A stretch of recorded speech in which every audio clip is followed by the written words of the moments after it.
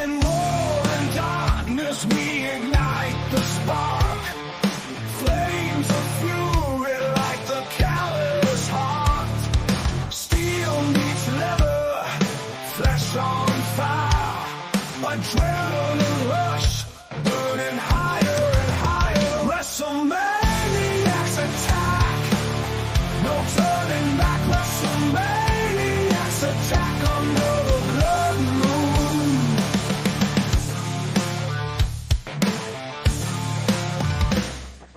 Broken bones, wounds that never heal. Minds on the edge, feel the raw deal. Chaos in the ring, sweat dripping rain. Tear down the walls, feel the unchained pain. WrestleManiacs attack, no turning back. WrestleManiacs attack under the blood moon. WrestleManiacs attack, no turning back. WrestleManiacs attack under the blood moon.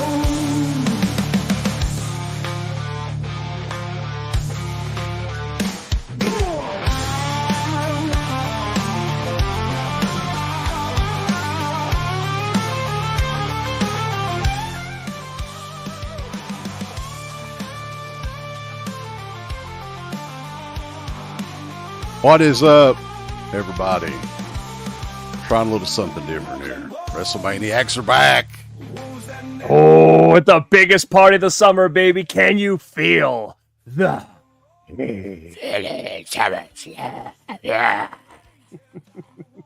Tonight was a match made in heaven, and Yeah, what, it you gotta literally get me on that was. one. You gotta get me with that one. It's a match made in heaven, and what? The match made in heaven. When nuptials turn to napalm. That's right. So, we do have some maniacs in the backstage.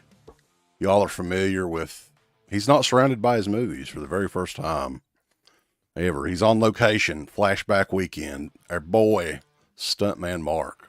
What's going Yeah, on? he man? is in the luxury suite. They put him up at flashback weekend. I love it, man. They That's how you did. roll They were around. generous. They were generous Hell enough yeah. to put me up. So You got one of those I'm grateful. bidets in the toilet that wash your ass off or whatever. Now, that's when you know. You're Right. a baller and shot caller. You got the ass squirters. But welcome, man. And also, one of my longtime friends that was on the original wrestling podcast that we ever did, probably 13 years ago at this point. The man they call Crater is in the house. Come on, guys. What's up, dude? So, everybody checked out the show tonight, SummerSlam, the 37th annual. They said that. I was like, God damn, well, I'm old. I'm old. I can I feel you, dude. I remember the very first SummerSlam. I can still remember like them hopping it and everything. Which was What the year first was one? Was it it? 88? 88. Okay. With Macho Looking Hogan, and then 88 I saw, but it was like I went backwards and back in time. I think I rented it, but I think the first one I ever saw, I'm pretty sure was 89 with Zeus Wow. and Beefer and all them when they were feuding. Because I remember when I started watching it, I didn't realize Zeus was an actor. I like thought he was a wrestler. So then when he like started acting in like Friday and stuff, I was like, wow, Zeus is now an actor. Like I was all flipped. Like I didn't know what was going on because when I started wrestling, Zeus was already there. So Right. that's why I always just assumed he was like some badass wrestler. My favorite one, though, I want to solo so you guys can see it a little bit better without me grabbing it. SummerSlam 90 back there. That's the tape. There it is. There it is. That's, man, I'm surprised that thing still works as much as I watched that back in the day. Like, that was my favorite. The whole thing with, you know, Dusty Rhodes looking for Sweet Sapphire. Hey, Hacksaw! You think Sweet Sapphire, baby? Yeah, it's like, Yeah, I'm pretty sure that SummerSlam 1990. That's the first SummerSlam I remember seeing because that was 1990 was pretty much the year I started becoming a like hardcore, consistent wrestling fan. I mean, the first match I remember was in that same year. Was Sting and Ric Flair, Great American Bash. So that was the reason I became a wrestling fan. I love hearing these memories, man. Very impressionable time period for me too. 10 years old, SummerSlam 1990, and then SummerSlam the next year. Of course, Garrett, we were talking about a little bit earlier. The match made in heaven. And the match made in heaven. Do you know what's crazy? And I don't know if you guys are the same way or anybody in the chat, but like with that point in time, like I can tell you where so 88 was the first one I remember watching. No, 89. I was at my friend Tommy's house down the street. Then 1990, I was at my friend Andrew's house down the street, and we watched that. And I remember how funny we thought it was when like Rude's pants got pulled down by like Warrior, like in the cage. We thought it was like the funniest thing ever. Because like at that time, I was only like 8 years old or 9 at that point in time, and we were little kids, and it was so weird because we were so used to Hogan, and then Warrior got the transition. So it was a kind of a weird event because you had like that huge feud with Hogan and Earthquake that was like built for so long. And it was kind of stuck in the middle of the show. And then you had that kind of weird finish. And then 91, I was back at my friend Tommy's, who I was over for 89. So watching the match made in heaven, match made in hell. So it's so crazy, like how much those couple of years are embedded in my brain. I knew exactly what it was. Like I can still picture being there watching it. Like right now, it's wild. I'm curious how they did SummerSlam 92, because that was the one that was in England. Yeah. They couldn't have done that live on pay-per-view over here, right? So they had to maybe do it on like a tape delay or something. I don't know. That's a good question. Yeah, I don't remember if I saw it live at all. I don't have any recollection of watching it live on 92. Me neither. What's funny though is there's 37 SummerSlams, and probably maybe the first 10, I could at least name you a couple matches on each of the shows. But after that, it all kind of, I don't know, it kind of blends together for me. Yeah. Even like last year, I couldn't tell you what the hell happened on last year's SummerSlam. But we're going to talk about this year's SummerSlam. Lots of stuff went on. We got a lot of people in the chat as well. I guess we'll go through there real quick, and then we'll give a little rundown and thoughts and opinions on the show. Brian Sanchez is in the house. Justin Smith, he says it's a really great SummerSlam. The Gory Tiger says, what is up? What's going on? The Hapty Optimist, formerly the Infinite Character. Everybody knows him now. Damn, that's Dr. Doom. Emotionless Zombie, rated SummerSlam 8 out of 10. Roman is back. Sam is giving the thumbs down to Gunter, which I don't know, I kind of like Gunter. I'm happy about that. He deserves it, buddy. Yeah, it's his time, man. Yeah.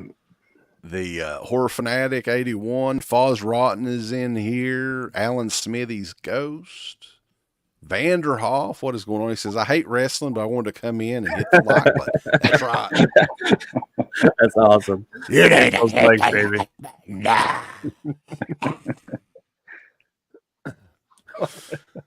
It's time. It's crazy time. I love that. Speaking of that, wait a minute. Is this the first time I've ever been on a show with you, Crater, or did we do a roundtable at one point? I think we did a roundtable before on something or another. I don't know. My memory's shot, bro. I definitely can't remember. I know. Got a super chat real quick here, and then we'll get started because there's a lot to talk about. $5 super chat. We're going to talk about Jelly Roll tonight, boys. I'm excited. Wants to know if we think and appreciate the super chat. If Jelly Roll has diabetes, does he have diabetes? Does he check his blood sugar? There may be a possibility there. I don't know. I can't really say. Probably possible, yeah. Dude, like he had a hard time getting up, like actually getting up from that 5-knuckle show. Yeah, they had to get that choke slam was dope, though. Well, dude, like that. We could talk about Jelly Roll because he opened the show, right? So like we can kind of touch on that because I'm going to be honest. I don't really like. I know of him, but I don't really know him. Like he's not anybody that I'm familiar enough with to know any songs or anything like that. I mean, he's really, really popular right now, though. I mean, there's no doubt. I don't know if you watch Theo Vaughn's podcast or not, but he talks about Jelly Roll on there. It's funny shit, man. I mean, I listened to him at the beginning, and I was like, okay, this is definitely not my cup of tea with music. Like I wasn't impressed at all. I actually found I went to Limp Bizkit the other day, and I was like, well, Corey Feldman actually sounded better than Jelly Roll did. So it wasn't really my jam. Do you think the Corey Feldman thing is a parody? I mean, I'm the start. I Don't worry, I 100%. have a video coming out about that this on Monday. So yeah, me and Candace have talked about that several times. And I think if it is, that's fucking genius. I mean, it's gotta be. Listen, here's the way I'm going to work it is that like a lot of these people that are doing this and picking on them and all this stuff, if you dial it back like and look at it from a wrestler's mindset, like you said, there could be something here. If you don't understand that side of like thinking or kayfabe or anything in that realm, then he comes off a little bit weird, right? So I think that's where I'm going to try to take this, is to try to talk about it and be like, this could possibly all be a complete work. And then everybody else who's taking it 100% serious is getting worked hard and real hard. So, I mean, that's kind of where I'm taking this angle with this, because honestly, like I saw him the other day and sure, his music isn't great, but he was fine. Like it sounded fine. It was fine. Like I also too, and I'm sure some of you guys had possibly known, but I mean, like, I spent a lot of time in like these old shitty rock clubs watching these bands trying to make it like for years. So like when you see Corey Feldman, you're like, it's not anything I'm not used to seeing before. Like this is just, like it's not mind blowing that someone like, the guitarist isn't that great or the songs aren't that great. Like that's kind of what you see when you're kind of up and coming. But I don't know. I think he was fine when I saw him. I don't see what the issue is. Sometimes when I'm seeing these videos that are up close, I'm like, is it because they're so close? But like half the time you don't even hear the band. Like, I'm like, did they like splice the band out? Because there was never a point in time where he's just like playing by himself and nobody's doing anything. Like, at least when I was there. So I don't know if like anybody's messing with the audio when they're like posting these clips. Cause I'm like, you don't even, when they used to do those Creed things where you'd hear like just the guy, whatever they showed that you're like, that's what you heard. What would they call that? Where like show the guitars and you hear like bring, bring, and then they show the singer and you just hear his voice. Like that's what I feel like a lot of these videos look like to me. And I'm like, there's no point where I saw him with like he was the only one doing stuff and the band was just sitting there. But I don't know. That's a whole nother story. But yeah, Jelly Roll, like I guess he's got a pretty big backstory. Like, did he start it with like kind of in like an ICP realm or something? Where did this guy come from? He was an underground rapper, right?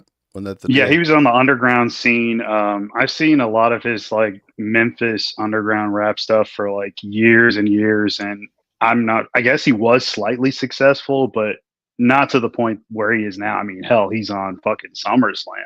Like, you know what I mean? Performing in the ring, if you call it a performance. So yeah, he's come a long way. But yeah, he performed along with the choir, God Bless America, and man, like Jelly Roll, as far as his singing voice goes, the only person I think I can compare him to, and again, he'll probably roll over in his grave, but Percy Sledge, boys. He's got that Percy Sledge top twang in his voice. So I think he's channeling some old school Percy Sledge. But anyway, Triple H came out, and he, of course, asked Cleveland if they're ready. And then, like, I guess Jelly Roll was preparing for his other performance with his band, and I was hoping the whole time that drummer would just fall off of that stage. He wasn't doing much of any drumming. There's a stage in the ring. What'd you guys think of the whole setup for like the way that they set the arena up and everything? The entranceway and everything, and how like it kind of like snakes around. I appreciated the entranceway of it. I thought it looked really well put together. I thought the whole production on this whole show was fucking great.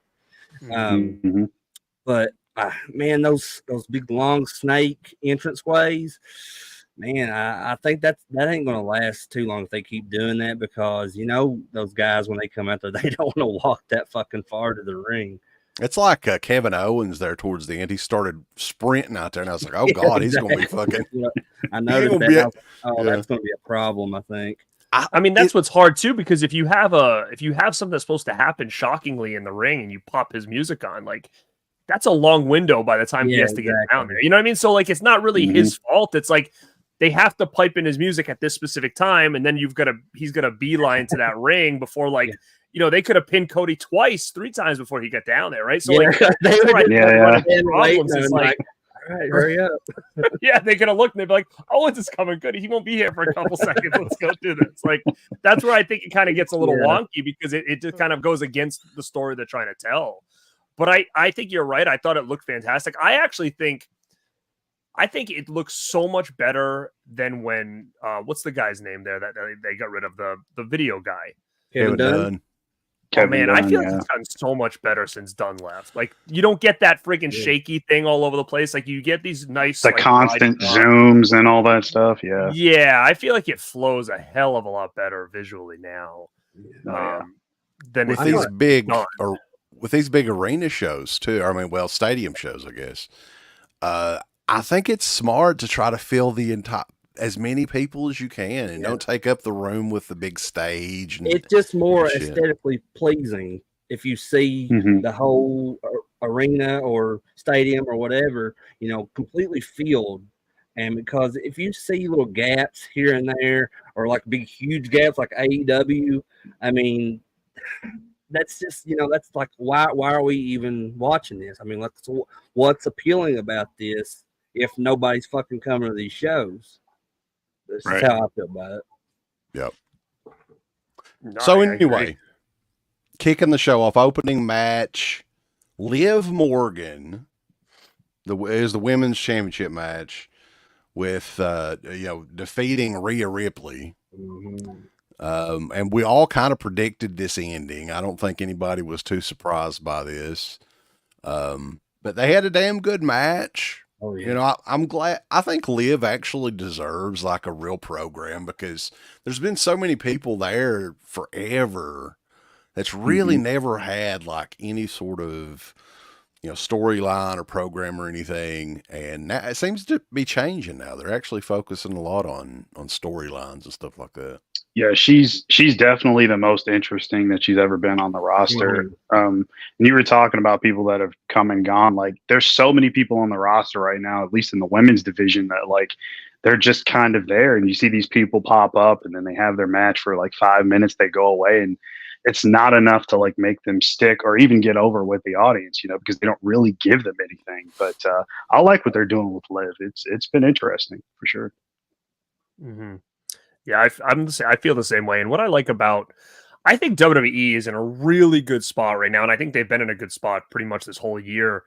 And what they're doing different than I think everybody else, like even like AEW and all this stuff. And hey, this could just be circumstances that were out of the control, like a lot of these injuries and stuff. But man, tonight felt special, even though I saw a lot of people kind of shitting on the card, like it didn't feel like a big card. But I'm glad to see a lot of these different people getting the spotlight. I think that's good because it's been so long that it's been like the same 4 people over and over again for years where, you know, now all of a sudden you got, you know, Priest as champion, you've got Gunther as his opponent. You know, a lot of people were kind of shitting on the fact that Solo was the guy going for the title. But like, you got to remember when Bret Hart was and Shawn Michaels were babyface champions back in the day, there was a lot of those feuds where they elevated somebody a little bit to have that match. And I think what they're going to do with Solo and his crew later, I feel like it's important that you make them feel as big and legit as possible. But when it comes back to Rhea and Liv, I think the same thing, like with that injury, they were able to tell this story. Now it's become a long-term story with her and Rhea, with Liv and Rhea. And I think this story is still not over, which is huge for both of them. Because now, you know, you're going to have that rematch. Now there's more meat on the bone with this storyline with the Dominic stuff. And I think it's great. And I think it's great for both of them. I think Rhea Ripley is probably my favorite thing in all of wrestling right now.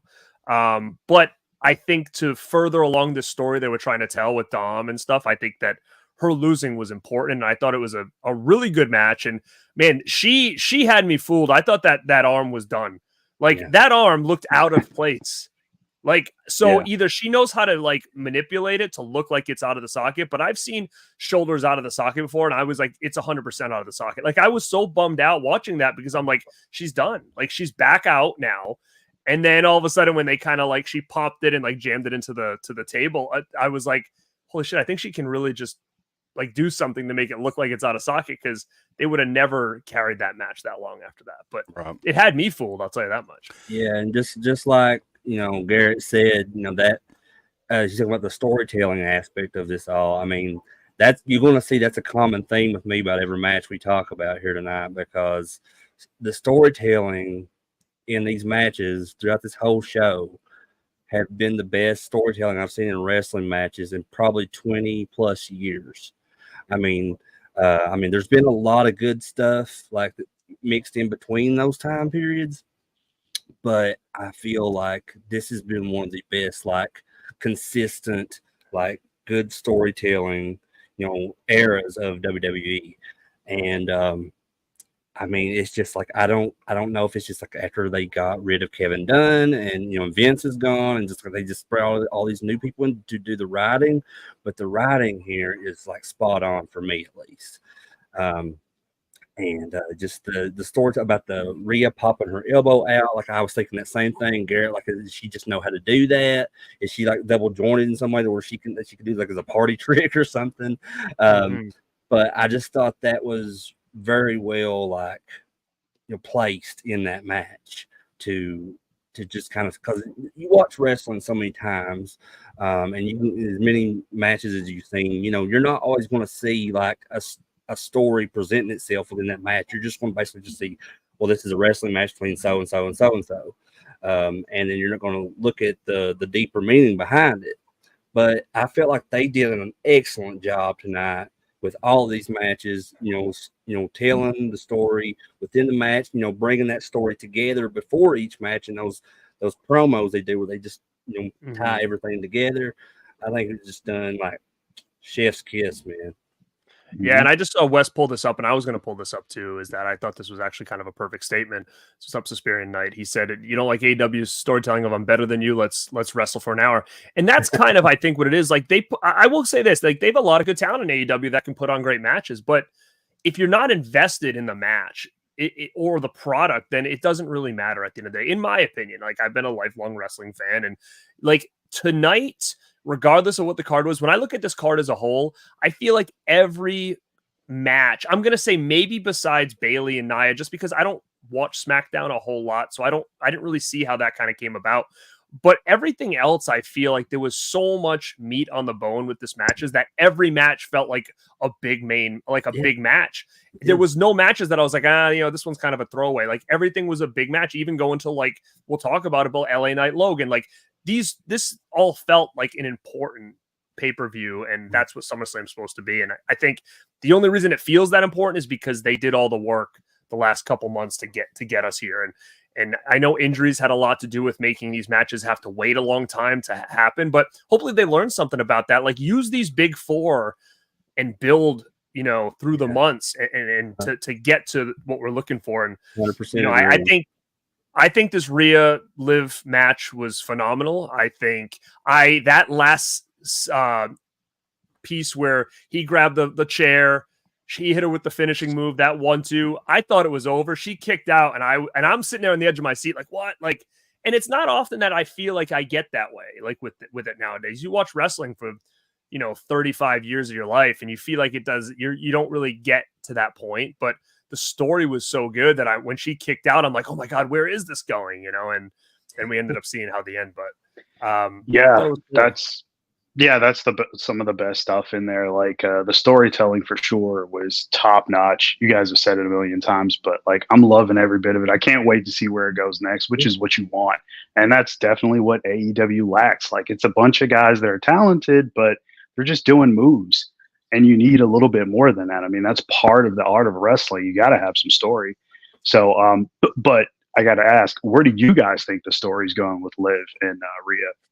Do you guys even want more of it? Like, how far do you think they can take this? Oh, I think there's definitely more to it. I think, with, I know we'll get. Yeah, I know. I want to say where it's going, but we'll talk about it later, because there is, I think there's more pieces to this puzzle that happens on the show.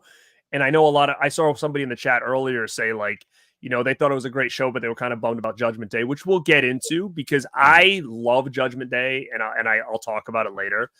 But I'm not mad with how things turned out, because I think that there's more here. So that's the only reason I'm cool with it. If it was just like, everybody goes their separate ways and half of them become jobbers, then I'd been pissed, because they're a big part of the show. And it's good to see all these people, as a unit, because it gives them all quality TV time and makes them all feel special. And they don't have to have singles matches or whatever throughout the show and just feel like they're just mid-card guys. And that's what I like about this gangs that they have in wrestling, because that's like, even in the Attitude Era, like DOA and all these gangs, they felt special and they weren't, but because they were part of a group, they were able to kind of push them as a unit. And I think that really, really helped get people over. And Judgment Day are a huge part of the show, and it's not done. I just think we're going to see a new incarnation of it. So. Well, I think we're going to see them actually kind of split, kind of like how they're doing the Bloodline stuff too, because we're going to see like two different Bloodline stables, I'm pretty sure, in the near future. Do you think you're going to see some real life play into it though? So while Rhea was off, she got married, right? They didn't bring that up at all in storyline. Yeah, Dom's married too. He just got married recently. Oh, I bet his wife's loving the. He's like, honey, I have this storyline. I'm going to be making. I don't care if Dom just got married or not. That son of a bitch was looking forward to that spot tonight.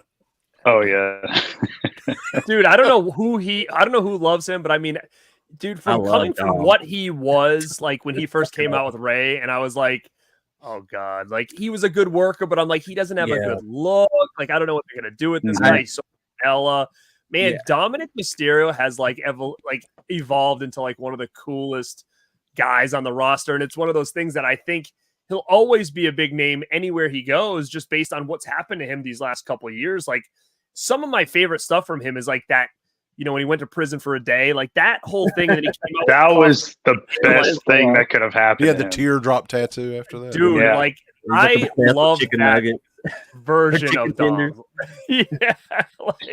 I absolutely love that version of Dom. And I think that he's continuing to evolve and into a huge star. And this storyline that he's in is great. It reminds me basically of Eddie, and it's so wild to kind of see that he's in this spot. And the nice thing about Dom is he barely even has to wrestle, and he's a big name on the show, and he barely even has matches. And I love Dom, man, because I'm so happy that he's in the position he's in the company right now, because like Garrett said, when he first started out doing he had the short hair and he was in the tag team with Ray.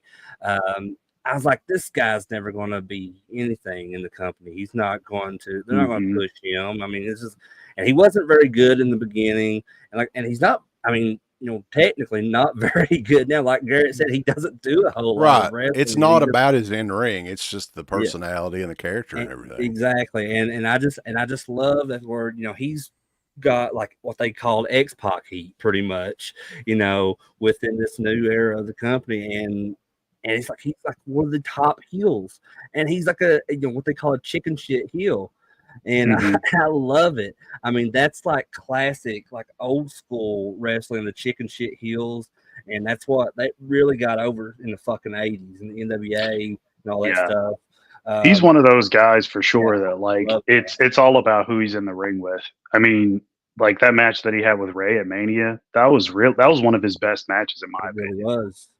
Yeah, so I'm glad he's in the spot he's in. Like you said, like he's going up for sure. He's not staying stagnant. Doesn't seem like he's complacent at all. But we'll see where that Rhea Liv angle goes. I'm really looking forward to that. Yeah, it's great. It's going back to stories. Oh, sorry, but sorry. Yeah, I'm just saying, going back to storylines, like we were talking about, and how it's so important is Dominic Mysterio is a glorified star.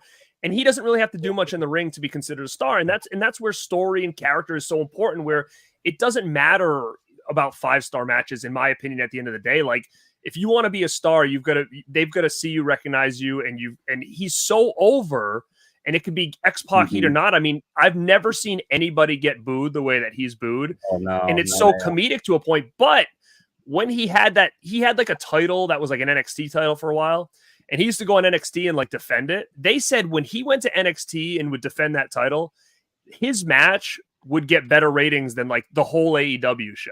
So why, like, that's so crazy. Like, he goes to NXT as a match and he's outdoing like every segment on AEW alone. Like, so people love to hate him but they watch him, right?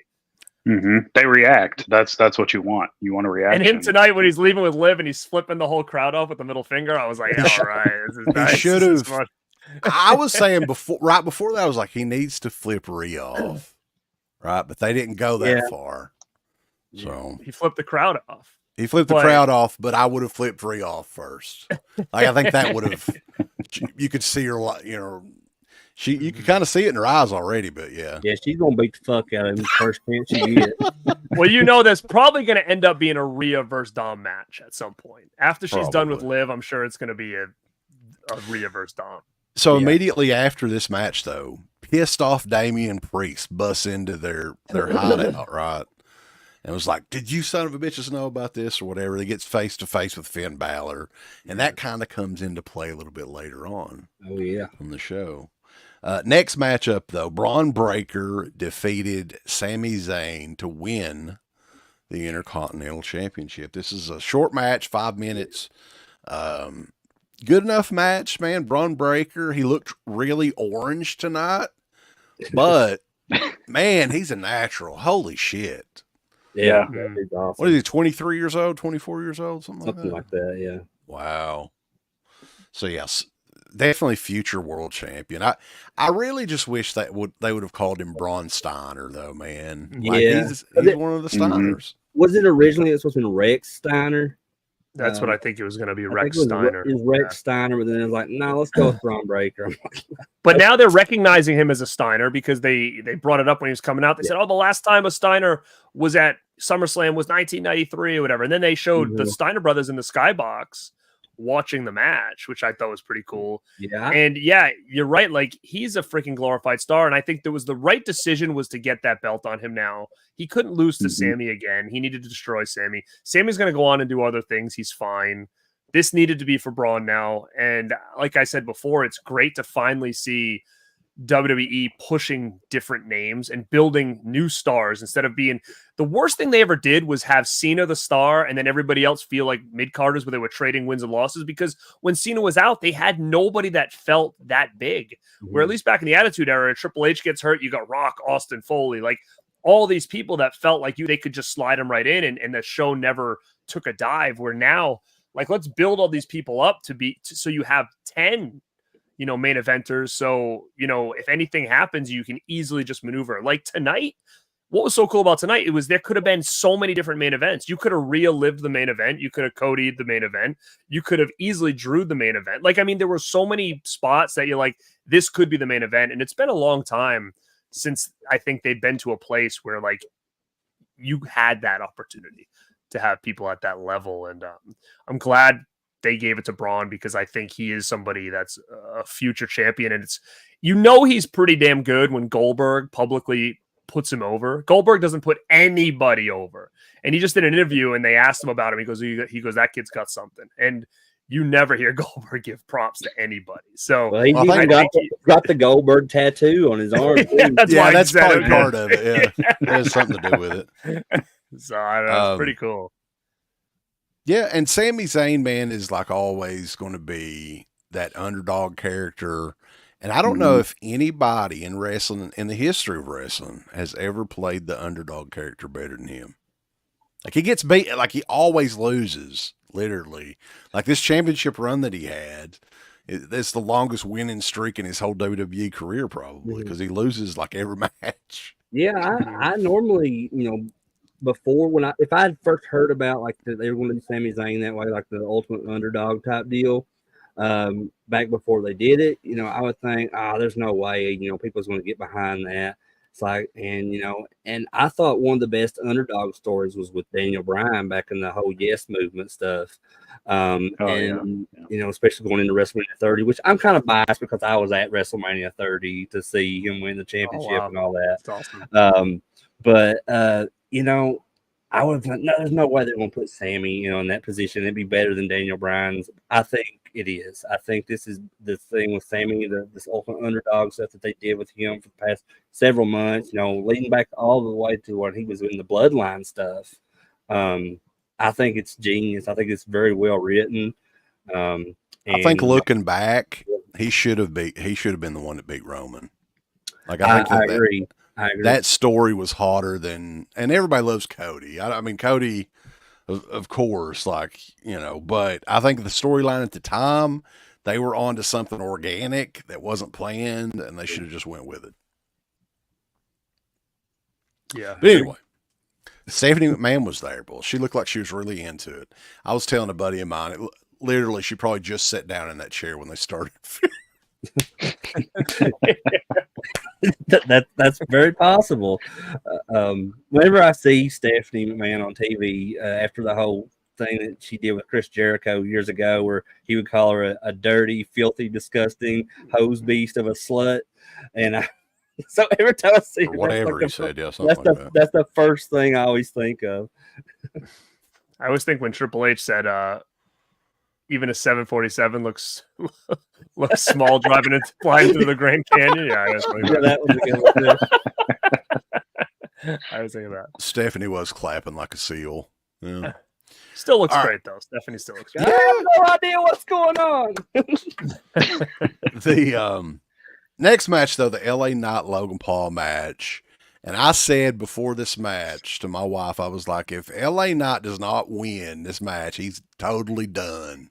Because they have done everything imaginable to, like, this guy was hot. Like, at one time, he was like one of the hottest acts that they had, probably 6 or 8 months ago, or whatever it was. And they just completely cooled him off since then. But yeah, I mean, thankfully, of course, he did win. I think Logan Paul, this U.S. Championship match is probably moving on to a bigger, like maybe more of a main event level or something, because it's another guy. I wanted to hate him so much, but he's another one that's a natural. Like he just, I don't know, you can't teach that, right? Somebody said that one time. Yeah, for sure. I used to say that, but I mean that match. Okay, so like I admittedly say when I saw Logan Paul coming into wrestling, I'm like, oh god, this is just another one of these celebrity stunt thing. Like when they had Snooki or Snoop Dogg does his stuff. I thought the same thing they were going to do with Logan Paul, and that was going to be it. But I tell you, man, like I'm highly impressed with that guy, with how he has owned his skills in the ring so quickly. And I mean, I don't even think the guy's had 20 matches since he started. But no, probably not. Probably less than 10, I bet. I bet it's still less than 10. He is probably more talented than 75% of the entire roster. I mean, that match tonight between him and LA Knight, I almost said LA Beast. That's the next one. That's coming up. Him and LA Knight. I mean, it was great. I mean, that springboard moonsault that Logan Paul does on the outside of the ring, fucking blew my mind how good that was. I mean, he could have easily fucked that up and killed himself. Mm-hmm. I have to agree as well. I when he came in, I knew who they were. I don't follow a lot of that modern stuff, current stuff. So I was like, here we go with this guy, and he's impressed me. I think he's great. I think he's good for the company in certain ways because he loves it. You can tell he takes it serious. That guy goes on like red carpets and goes to UFC fights. Wherever he is, he's got that belt with him. I mean, that's huge for WWE to have somebody of his, level. Rambo's not a fan. Well, I mean that brings that much pride into the business from somebody who was not part of the business, right? So I think it's just it's cool because I mean that guy, he's fine. He doesn't need WWE. If he never went wrestle in WWE again, he'd be perfectly fine. He's got enough money. He's got a freaking podcast that kills it. I mean, he's got that energy drink or whatever Prime that's killing it. Like he doesn't need to be there, but the fact that he's there and performs the way he does and, totes around the belt like it's a flag, for the company. I mean, how can you, as a wrestling fan or somebody who works for the company, how can you not be impressed with this guy at this point? Yeah, I was not a fan of him before all this. Like I said, and Rambo, I mean, I probably felt the same way at one point, like you, Rambo. But like when I started watching, I really could see the appreciation that he had for wrestling. As the amount of work that he was putting in, the time. and it was it's very respectful. When you see somebody going to that going that far to try to just make the product better. And Logan Yeah. Paul, I mean, I tell you, he's like a natural heel. I think he does stuff because he knows he's aware that he's hated by so many out there. So he does stuff it's so funny to me, at least. Like he's coming out there tonight in gear that was Cleveland Browns inspired. And he's like, I know these people fucking hate me. So I'm gonna make these people boo something that is Cleveland Browns related, and they do. And then he goes one step further and brings out fucking Machine Gun Kelly, who is also like universally hated by people. He's like, we're going to get the most amount of boos that we can in SummerSlam history, and that motherfucker accomplished it, if you ask me. Yeah, every show, like I don't even know if that stuff is his idea or Triple H or whatever, but like, man, every show he goes out of his way to get more and more heat, Yeah, and it works. I mean, he it clearly works so likes the well. business to a degree. Like he doesn't have to do it. It's not about the money. He's got the natural talent. I'm so glad they turned him back when they did, because bringing him in as a face was just the worst decision Yeah, ever. that was death. That was quick death right there. Yeah, yeah. So, But I mean, he's great. I mean, you guys think, and I mean, people, politics and stuff. He posted some shit on Twitter about shit he probably. I don't care. But I mean, That's the thing. I don't give a shit what anybody's views are. I really don't. I could care less about people agreeing, disagreeing. That stuff doesn't bother me. Like if all of us in this panel right now had different opinions on things, if everybody's cool with each other, I'm cool. Like it doesn't. That shit doesn't matter to me. So people were pissed about things that he posted. That's on him. I mean, that's not going to make me be like, Right. oh, I don't even want to watch him wrestle anymore. Like, it's just a waste of my time to like, get worried about what he does. You know what I'm saying? But yeah, but I mean, as a performer, I think he's great, and I think that LA Knight needed this. He needed that belt. He needed that belt at Mania. This should have been Mania, in my opinion, because like you said, he was so hot at Mania that you could have thrown him in that main event, and he would have been over. But you had to give him this belt because he needs to evolve, because like he was getting cooled down because they didn't know what to do with him. So him get with this US title is they need this to see how this dude is with a title.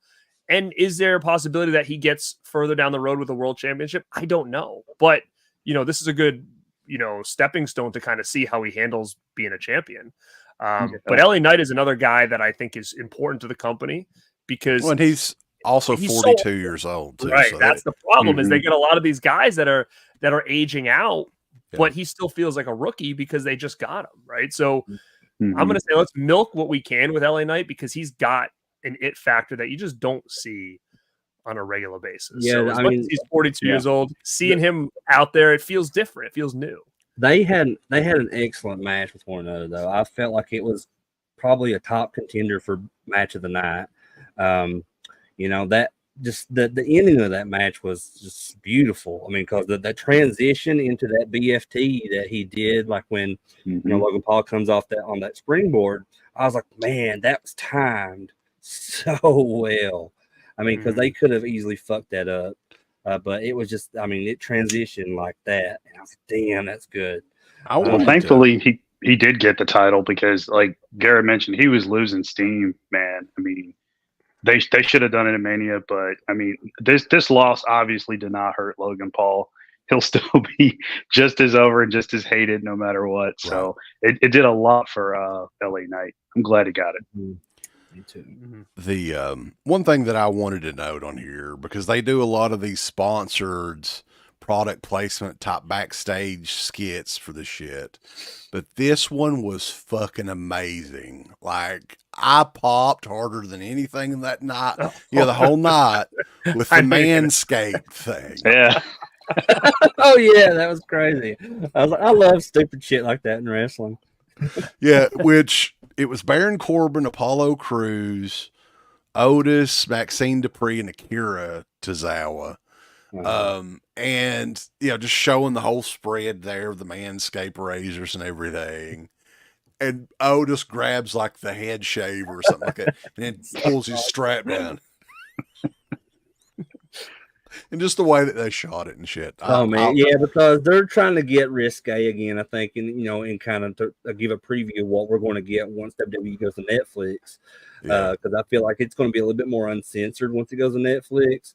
So you get little like innuendo jokes, I think, right now, like that with Otis. Like you think he's going to go down and like shave He his takes balls it to or his something. belly instead. Oh yeah, yeah.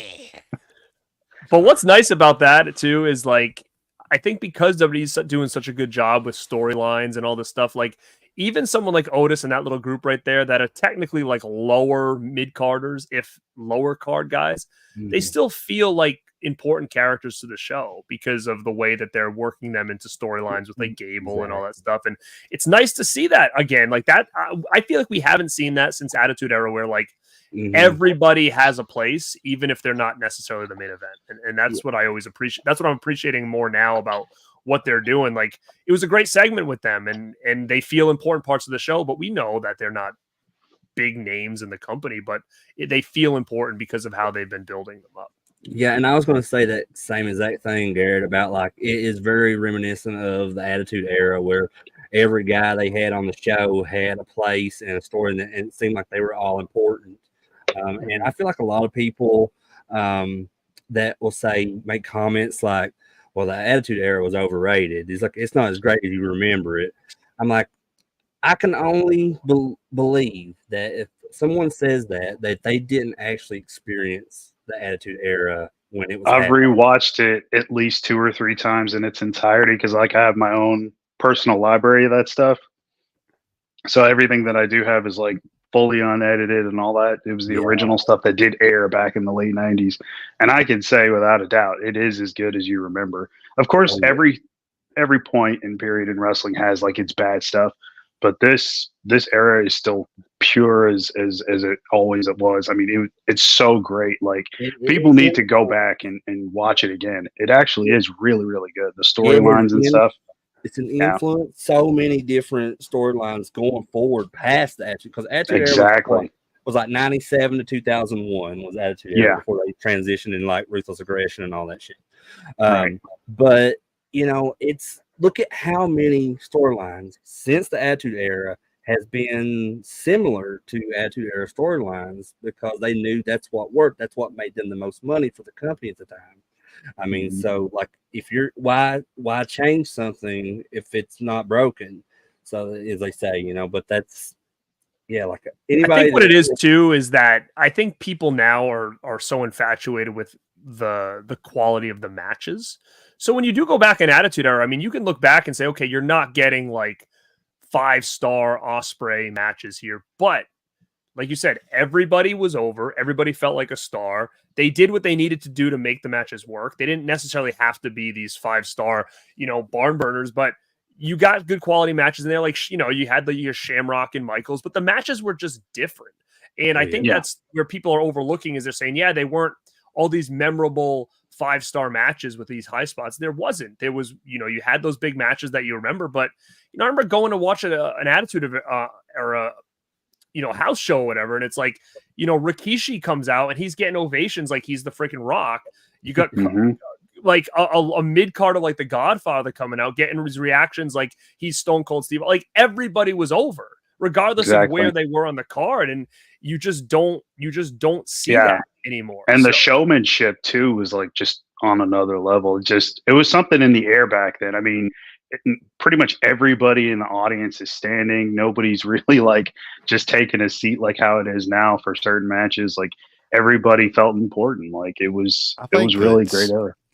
And I always mention this too because they always talk about how hot WCW was whenever the NWO, and they were for probably a solid year. I would give them at least a year. They were really hot from like 96 to the middle of 97. Oh, 97 was huge for the NWO. But in the summer of 97, when they started with the whole Hart Foundation, turning heel and everything, WWF was already a better show at that point, in my opinion.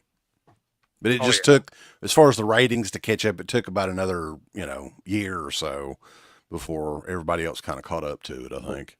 I have a question for you guys about that. What like pinpoint moment do you think for you that the Attitude Era truly started? For me, the exact pinpoint error of the Attitude starting was when Michaels and again, there could be something that happened before this, but like, I'm thinking of when Michaels and Triple H, like they did a weird tag team match on Raw that didn't really make sense. It was like Michaels and Triple H versus, I don't know, Mankind and Undertaker. Yeah, like it didn't really make sense because like at that point, Michaels was like a face. But then he randomly was like a team with like Triple H, and then all of a sudden, like to me, that's where things kind of started to get really gray because I was always so confused on why they were teaming up. There was really no build on that. Well, same and thing then they with ended up like Taker and brawling. Mankind.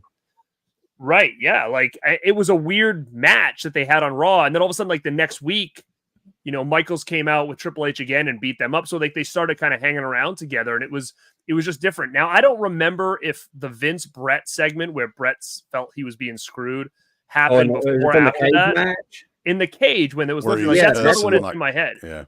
For me, That's that where was when the Attitude Era started. Now For was me that personally. where was that in comparison to that match I was talking about? That was shortly before, I think, because the stuff was That was Shawn on an episode of Raw, wasn't it? Yeah, yeah. Like you were Mhm. talking, I think this was after. I want to say this was after they did the Final Four.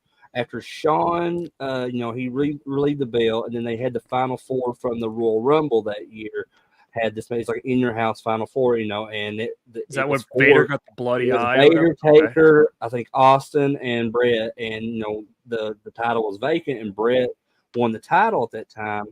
And then I believe it was like the night after Sid beat Brett for the title because it was leading into WrestleMania 13. And so Sid, was going in to fight Undertaker at that. And I believe it was probably shortly after WrestleMania 13, because WrestleMania 13 was, Brett and Austin with Shamrock as the ref. And that's where we started seeing that double turn in that match, one for Austin, one for Brett.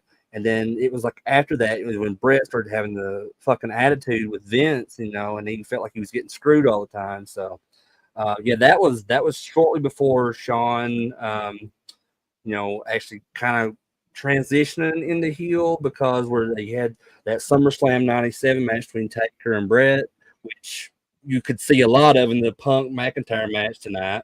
And then that's when Shawn started kind of transitioning. They had the feud with Undertaker, and they were at that first one, which was in Louisville, Kentucky, Ground Zero, and that was I think the first ever match between Shawn and Taker.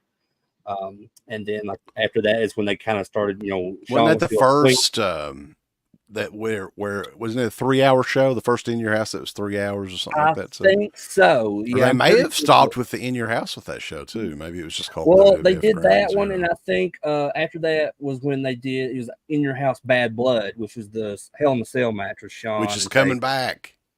Oh yeah, it's Yeah. coming. All right, Nia Jax defeated Bayley for the WWE Women's Championship. This one kind of surprised me. I didn't expect Bayley to lose tonight. What about you guys? I honestly thought that Tiffany Stratton was going to cash in tonight. I didn't know how, but I really wasn't expecting Nia Jax. You know what? I wasn't expecting her to cash in at all. You know why? How's that? They just gave her that bling bling Money in the Bank Well, yeah, thing, that's right? true. So they're going to try to sell those for a while. Yeah, They're going to yeah, print those out yeah. for all the You're right. all the little girls out there and try to sell them. So it's going to be a little while, I think, before she cashes in. Yeah, I didn't really think about that till you just mentioned that, but I thought, my initial thought was that Bayley is going to win the match, but the Nia Jax is going to like flip out and beat the shit out of her, and then Tiffany Stratton's going to come out there and cash in. And then I thought, and if she did that, I thought it would have been an unsuccessful cash in. Because I thought Nia Jax would have like turned on her after that, and then we could just, though, people shit all over Nia Jax a lot and everything, but man, she has got herself in really good shape, like compared to, her previous run. Like, I don't know if people remember how big she was. I She's do. still bigger than the she's rest still on of the them, bigger side, but yeah. she's definitely lost a lot of that, weight. and she was very green too. So, but you can tell that she's kind of owned her skills a little bit too in the ring. Yeah, I'd say a lot of her positioning and stuff like that's better. I'm still not a huge fan, but she's gotten better, I'll say. Yeah, I'm not a big fan of Nia, but I think having her as this queen gimmick actually gives her something to do besides just being Nia. Having her as the champion's fine, but I do think at the end of the day, the ultimate goal is to make Tiffany Stratton a face. Yeah. I think that's probably the end goal here with this Nia situation is that she's gonna beat Nia for that belt, go babyface. Or something's gonna happen with that. Maybe she doesn't beat her. I don't know, but I think that's the ultimate goal is to feud them and get Tiffany to the face role. Now, where does Bailey go? I don't know where Bailey goes, man. I really don't. I feel like she was kind of stale as champion. You know, I just don't know what you do with Bailey at this point. And she's cool and she's fine, but if they say tomorrow that Bailey's leaving, I mean, it sucks, but I don't care. Like, I don't know why, but I just don't know where we go from here with her. So is she just going to be a big kind of waste of time? Yeah, I agree because and this was probably my least interesting match on the card. I didn't really care about the build up to it, what story they had going, because even, Bailey, they made it a big deal when she won the Royal Rumble, but her road to WrestleMania wasn't fucking shit. When you got to WrestleMania, you didn't really care like who won that match, her or EO. Like they were meant to build that like as this kind of like the damage control explodes type shit with their match, but I didn't care, and there's nothing really memorable about it that I can remember, I can pinpoint from the match, and that's how I felt going into, and I hate feeling that way about going to a match, but it's just that it did nothing for me. And if you really think about it, they haven't had Bailey on TV very much, really. I mean, they haven't. I was going to say that. Yeah. She hasn't been around enough for anybody to really care. Yeah, her run has not been memorable at all. Like she's kind of stuck in that rut a lot, like I was mentioning before, like the other women in there. Like they get like 3 to 5 minutes to have a match, and they don't have any emphasis on anything that they do story wise. Like it sucks.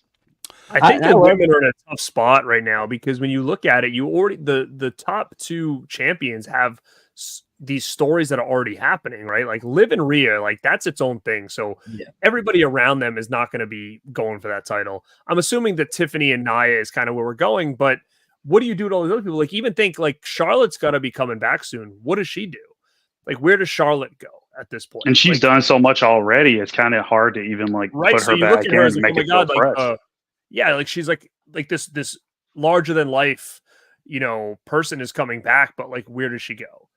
Becky's out. Where does Becky go if she ends up coming back? Like, I just don't know where any of the women go because the titles are so occupied in these storylines that feel more important than these other women. And then with Charlotte, whenever she has left and then made a return back, she's always like rocketed right into the main event, storylines for the women. I feel like if they want to, not have fans suspect that that's what's going to happen when she comes back again, but they need to just do something different with her, like just put her with somebody that's not really in the main event yet, at least like Jade Cargill. They could put them together and maybe have a good program, but I don't think it's a good idea when Charlotte comes back for them just like throw her right into the title scene. The last time Charlotte got hurt, though, she had just come back, right? She only made 2 or 3 appearances. But do you think putting her with her husband would be worth trying to make them a duo? I'd be interested in that. Yeah, because I think he needs something too. Like he doesn't. I was going to say that too. Like he doesn't really have a whole lot of anything going on. He needs a manager for one thing to speak for him because he cannot speak English very well. His accent is pretty thick. Yeah. Yeah. Charlotte's a great talker, so I mean, why can't they try to work something with them two as like this unit and her really like build him up? And because we know she's great, and she can use that to build him up to be somebody more special. I think that's probably the smartest way to go because it's so different, and it's just probably a different avenue to try to get these people as like another product that they have that they can do something with these two people in like one role kind of. Yeah, but to get back to like with Bailey and stuff though, like now that do you think she's still put in this title picture against Nia? You think they're going to do like a triangle thing between her, Nia, and Tiffany Stratton? I think she to falls buy back into the time, mix? probably. I think maybe like you'll see it on SmackDown or like. I just think to buy time to figure out what they're going to do. I think so because I don't think they're going to hustle Stratton in yet because she's still got the case, so she's not going to be the number one contender. Mhm. You know, she'll do something with the case, so I think they might have to do Bailey again for a little bit, just to kind of buy time before they're ready to have her cash in. Yeah, but, she'll like, do some cash in teases or something. Yeah. Yeah, they'll probably do Cargill that. and Bianca, like, to me, like, I'm fine with them being where they are because you know if you make if you take all your champions and stand them up and say, hey, here's my company, you're going on Netflix, like Bianca and Cargill standing next to each other as your women's tag team champions, that's a pretty cool looking team right there. So well, I think that's eventually going to lead to a feud between them oh, two. 100%. One of them is turning heel on Right. the other for sure. It's inevitable, yeah, for sure. I would do Bianca turning on Jade though. I mean, yeah, that'd be the opposite of what everybody's going to much. expect. Yeah. Mm-hmm. Anyway, next matchup: Drew McIntyre defeated CM Punk. A really long match. I love the storyline with these guys, but man, this match, I didn't think that this match was that great. It seemed to. Do you think Seth got in the way? Was it Seth? Was probably the. Yeah, I don't think it was needed. Like he didn't need to be there. Well, I can understand why they did put him there, though, because like I said this earlier to one of my other friends in a private message. I said I believe that CM Punk and Seth Rollins are the new Brett and Shawn. And you could see a lot of that within this match because it was very reminiscent to Undertaker Brett at SummerSlam '97. And as soon as I seen CM Punk come out, and I had that ring gear on, I said, CM Punk's getting screwed. But little did I know that he would screw himself. So I thought, you know, like Wes said, like the match itself, as far as like the wrestling goes between the two, it was kind of, you know, about as normal as you would see other matches that go on around this time. Nothing to be like so crazy to where you feel like, well, this is an important match. But the storytelling in that match is what really made it. And to me, it is my favorite match of the night. And I think that him and Drew are going to end up having a feud of the year with, you know, Rollins involved there too. So kind of a triangle thing going, I guess. And I just loved it because, you know, there was like the point in the match where like Drew is like, he stands off face to face with Seth. And he says, you know, just turn away, just let this happen, you know. And it's like, man, that's fucking cinema. And I love I loved everything about that match, from the bracelet with AJ and his dog's name on there, to like they were trying to tell a story with that, to where like, you know, Seth ends up with it at one point, and then the Punk kind of like fucking loses his mind because he sees that Seth's got it on now. It's so good, man. I love it. It is the feud of the year, and I think that they made the right decision with Drew winning, because Drew McIntyre, I actually was a little bummed out that this wasn't the last match tonight, but I get why. I said that coming in. I said, if Cody's on last, you know Roman's coming. If Cody's if Roman is not coming tonight, Drew is going to be last. And I think Punk and Drew deserved a big spot on this card, because you're right that this has been an 8-month storyline that they've carried. And they've carried it well. And I think Drew has shown that he is what they always wanted him to be. But I think he needed this road to showcase it, because if you would have just gave him everything he wanted and put him in the main event and have him be the champ, he wouldn't have got this personality that we're getting, and realizing that he's a sarcastic dude. He's a funny guy. He looks great. He's great in the ring. Drew has come such a long way, where I look at him now and I say, you pay this guy whatever the hell he wants, because everybody on the planet's going to want Drew McIntyre. He looks the part. I mean, he's the personality is there. He's got charisma. I mean, you just see them going back and forth when he took a picture with Jack Perry or whatever, and that was great. Yeah, he's the troll king. Funny, I love it. It's so good. Funny about that though is like it goes back to the AEW WWE. Everybody's comparing the two. Jack Perry is supposed to be their new like bad boy, right?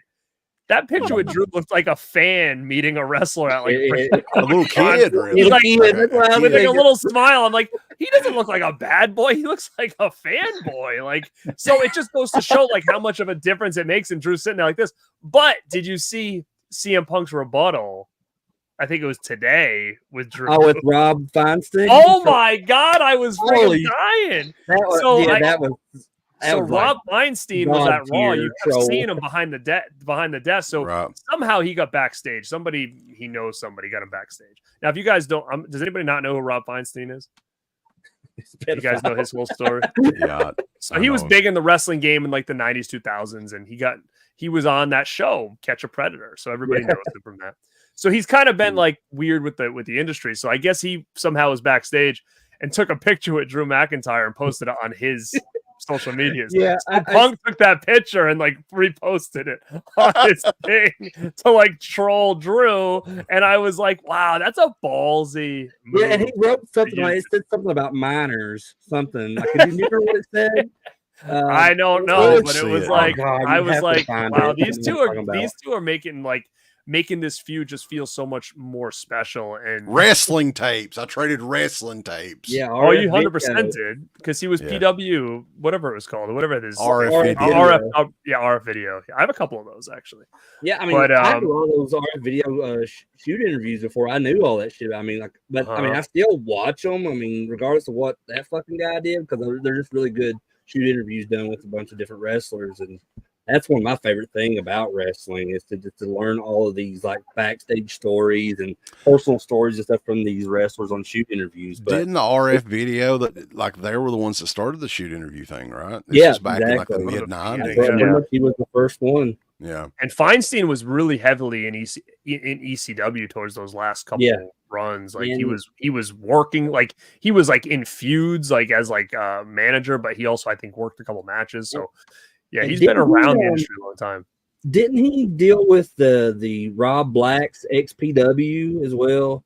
I'm sure he probably did. He was everywhere around that era. Yeah, I was thinking he was. But yeah, like I remember back when I went to WrestleMania 30, like they had the WrestleCon, like the convention going on there that weekend as well. We went to that, and I went to go and meet the Dudleys, Bubba Ray and Devon, and it was at the RF video table. So Rob Feinstein was sitting right there with them, and I was like very fucking creeped out the whole time I was meeting the Dudleys. So I was like, the side of that guy is just like cringy to me, you know. He's been in the business forever. Like he was the co-owner of Ring of Honor originally before they sold Rob it. Feinstein was? I didn't know that. He was involved in Ring of Honor. I don't know what his role was, but I do remember him involved back in the day on it. There was a guy named like Kerry Sulkin or something. I know he was one of the guys that started Ring of Honor as well back in like 2002 or whatever it was. Yeah. I'm pretty sure Rob Feinstein was one of the co-owners back in the day. When he know. got in trouble with the Catch a Predator thing, he had to sell it off. It's wild, but they've really built this feud up, and I think the right decision was Drew. I think that I'm hoping that you never know what to think with Punk, but I think Punk does really feel like a changed man. If you look at Punk when he was in AEW versus Punk here, he looks healthier. He looks like he's in better spirits. He actually looks happy.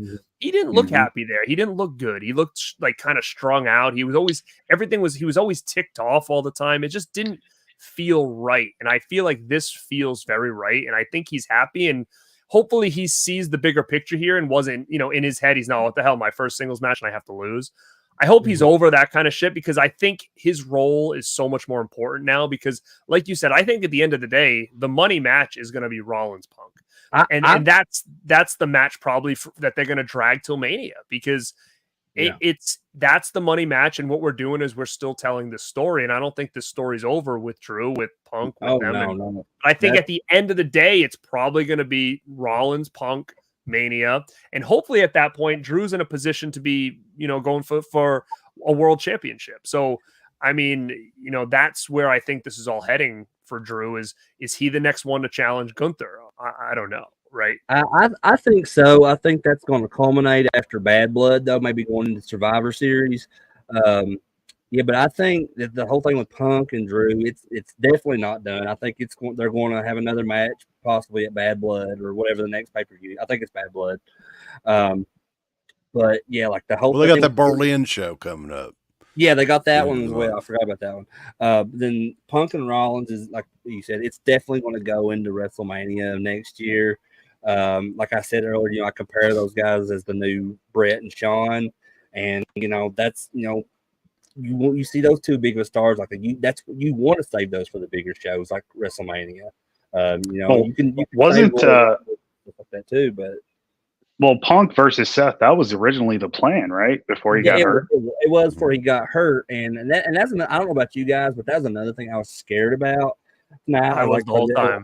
with all too, the yeah. injuries that Punk had, recently in the past and everything, I thought, I hope to God this guy doesn't get hurt again in this match. Yeah, Yeah, Drew was man. taking it to him in the beginning. I was like, holy shit. Well, It was very one-sided. Yeah, there's a few spots in the match that I noticed. I was like, they were being very stiff with one another. I was like, they definitely, planned that. That's not like a spur because sometimes that happens in matches, like spur of the moment. They'll start getting, but I feel like that was pre-planned for the two. Especially and like Garrett said, I don't know how Punk would feel about losing his first singles match back. I think it was Punk's idea.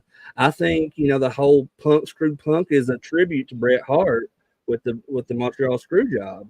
And I feel like I could see that. That's all what it comes down to is that Punk wanted that first loss. He wanted to do it so they can use it as a storyline to where he's humbling himself because and he's like a changed man or whatever. And I thought it was funny though when he was yelling at Seth and said something. What did Seth exactly say? He said something like, "You're not wanted here, asshole," or something like that. He said, or and then he gives him the freaking the finish or whatever. And I thought that was just really cool. And I thought, again, from a storytelling standpoint, I thought it was great. Wrestling, I think they needed to do what they needed to do. Felt very WWE style match. It wasn't anything too crazy. Punk made me a little bit nervous, and you could tell. I think he got himself nervous when he did that Macho Man elbow. It really came off shitty, and I think it's because he probably was like, "Yeah, I probably shouldn't just do a real elbow drop on my tricep here."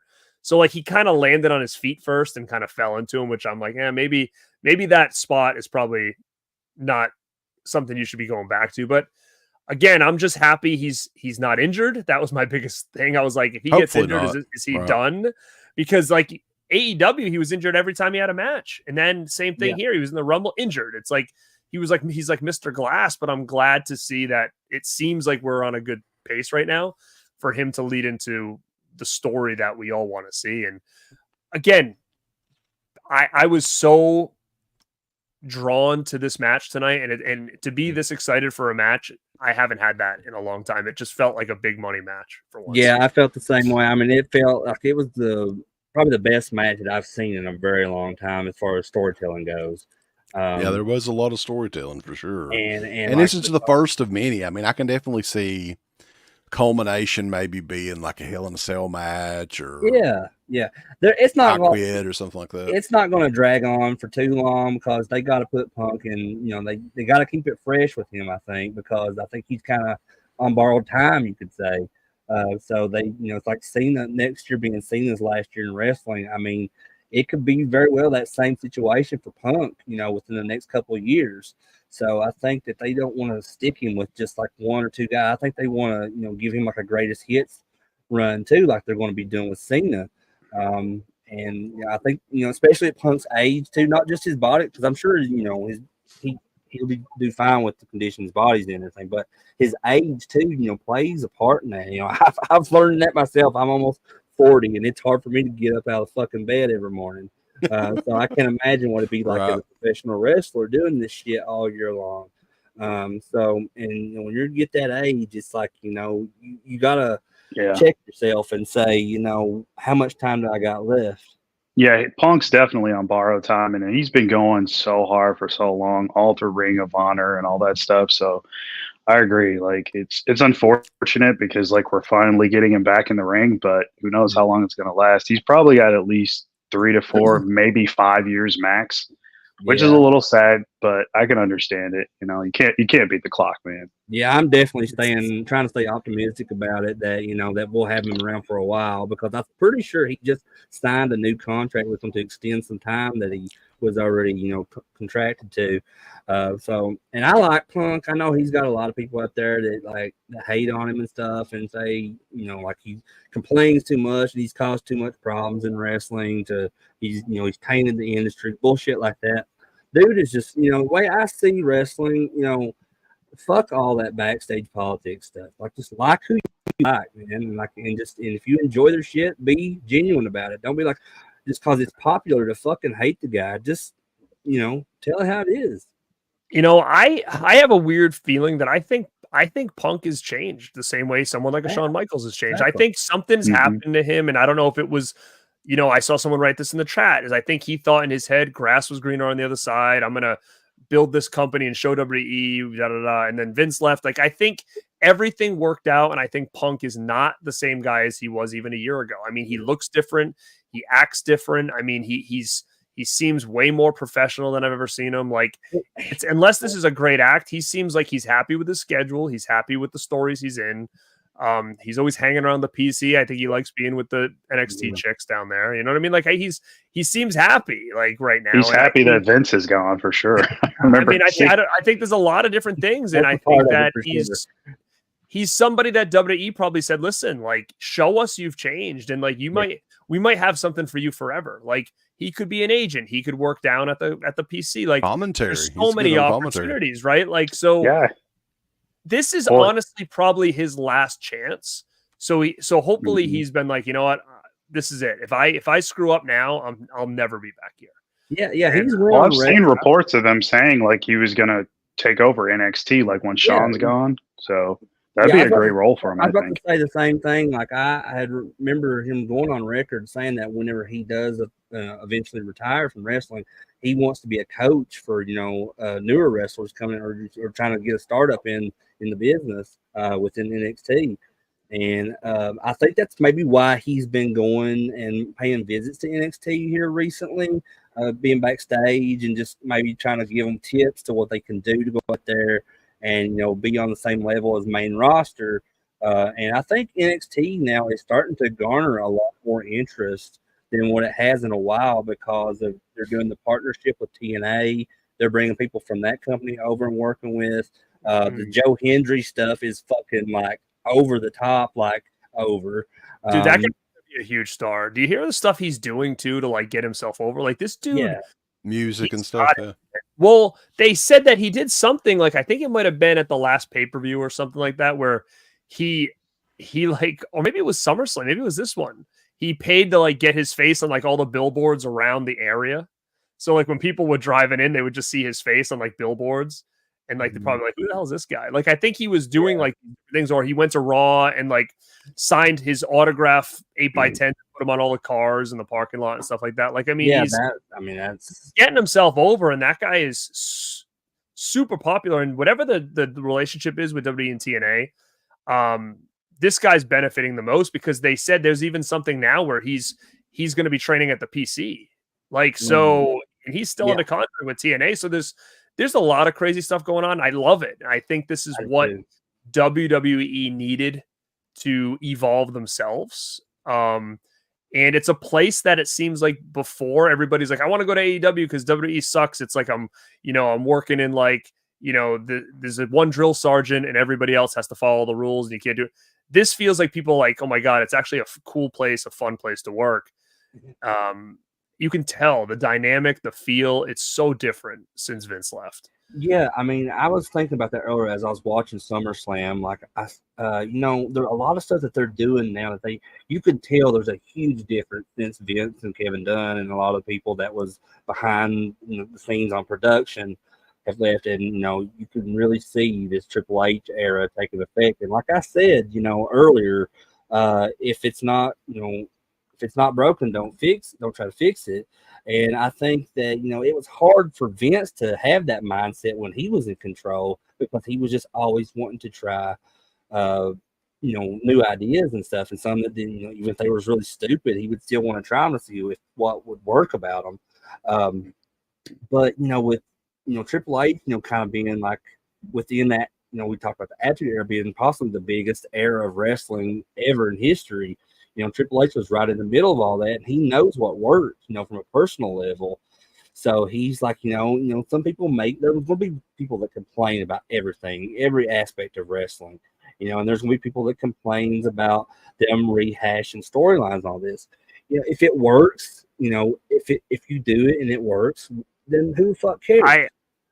I've been saying that for a very long time, and I'm totally on point with what you're saying. Is that you look back in the history books and you find which storylines worked, and you can rehash those storylines and make it work again. And people, all these new people aren't going to know. Like, I mean, in my head, I always felt like the Michaels with the manager Diesel bodyguard storyline always worked really well. Like, why can't they just do something like that now? Bring in a guy, get him popular, get him a bodyguard, build them up to be these huge stars, break them up. Now they're feuding. Like they did that with Drew and Ziggler, and I thought that like it was gonna go somewhere. AJ and Omos.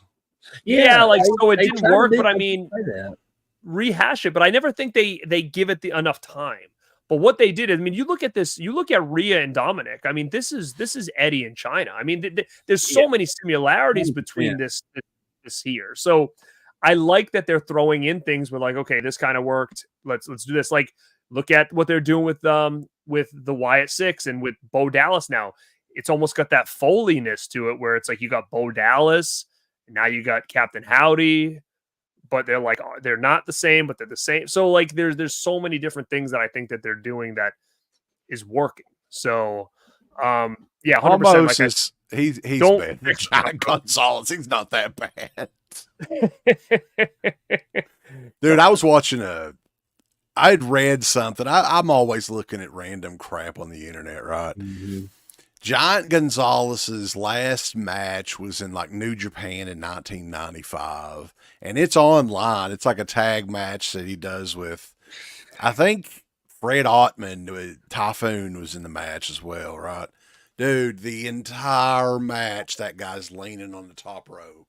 Like he's not doing nothing that whole match. Because I was curious, because he could barely move in WWF in like 93. So well, it's weird because but again, I was a little kid, but when he was Elegante in WCW back in like the early 90s, I always thought he was pretty decent for a huge guy like that. But I don't know if something had happened to him injury wise, or I was just overlooking it, like I could have been a little kid just thinking he was great because he was so big. But I feel like back then he wasn't that terrible.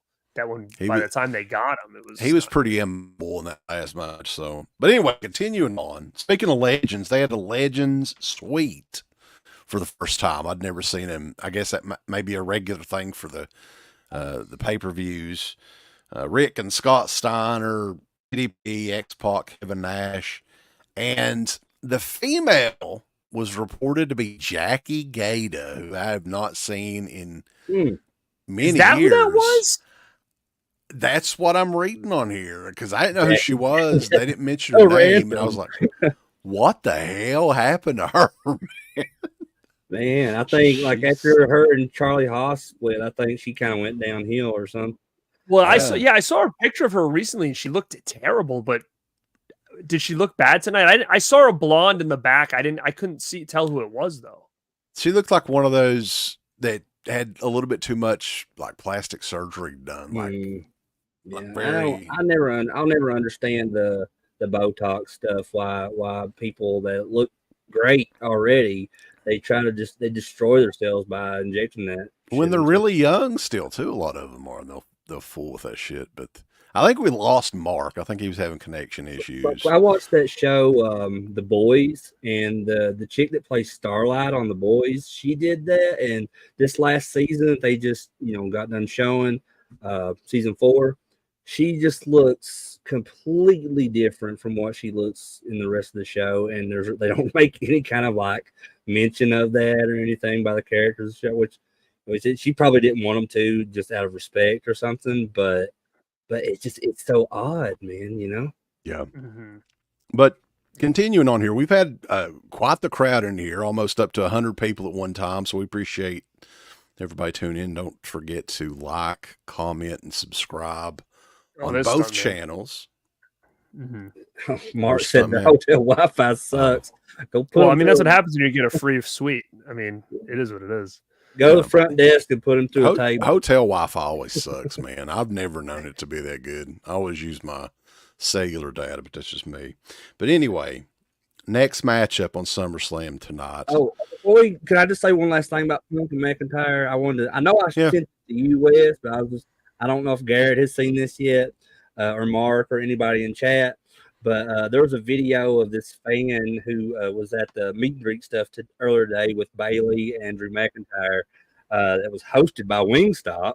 But this fan had bought this CM Punk jacket, and he went to ask Drew to sign it, and he said, "Would you sign it? Fuck you, Punk." And Drew signs it, "Fuck you, Punk," but then he adds "cunt" and then signs his name. And I'm like, that's fucking amazing. Oh my god. they're letting them be a little bit more lenient, I guess. Yeah, I mean, than because before. when Vince was over that, there's no way he would Right, let no way. any of the roster sign something like that. Well, I'm really interested in seeing though when the Netflix deal starts. You know that they're going to have to at least throw around some language. Like that's going to be. I can see Raw being the more edgier show, since SmackDown's still going to be on the USA Network. Like I think that'll be interesting. And is it going to be 3 hours? Yeah. I know Triple H said in some either on Twitter or one of those press conferences or something that like whenever they bring Raw to Netflix, it's going to include like all the previous Raws too. And I know Peacock has the licensing until 2026, I believe, or 27. I'm not sure, one of those. But I wondered if once they bring everything over exclusively to Netflix at some point, do you think it's going to remain the same as what's on Peacock right now, or do you think they'll bring any of the edited stuff out back? I'm just kind of curious about that myself. I don't know. I would love to see the old stuff come back, and I'd love to see it on unedited or whatever. I don't know. I don't know where they go with it. But it's making, if you guys still have your DVDs and all this other stuff, it's making those more valuable the more they start to cut these things and whatnot. Yeah, well, that's true too, but I don't. But yeah, I mean, I don't know. I think with the It's hard to internet the say. way it is, if you want to watch something the way it originally aired, it's not going to be very hard to do. Yeah. Most of it's on YouTube now, man. It's so weird. Like anything that you want to see, you can just search for it. Babyface Thompson says Netflix is letting Zack Snyder have a 3+ hour director's cut of his trash. They'll let them do anything they want. Oh my god. Maybe you're right, I guess. Gunther versus Damian Priest, the World Heavyweight Championship. Great match, man. Gunther stuff. Like, I don't know if I've ever seen a Gunther match that I didn't get into, just because it always looks like he's beating the fuck out of everybody. And the dude's a heel, and like the outcome of that match, after he stands up on the announcer table and like raises his arm with the belt towards the crowd. I mean, like the dude's a heel, but that he'd been waiting for that moment his entire career. And I was like, dude, I'm so happy for him. Like he deserves this fuck because, like you said, every match I've ever seen with him, it's just been like Sheamus says, banger after banger after banger.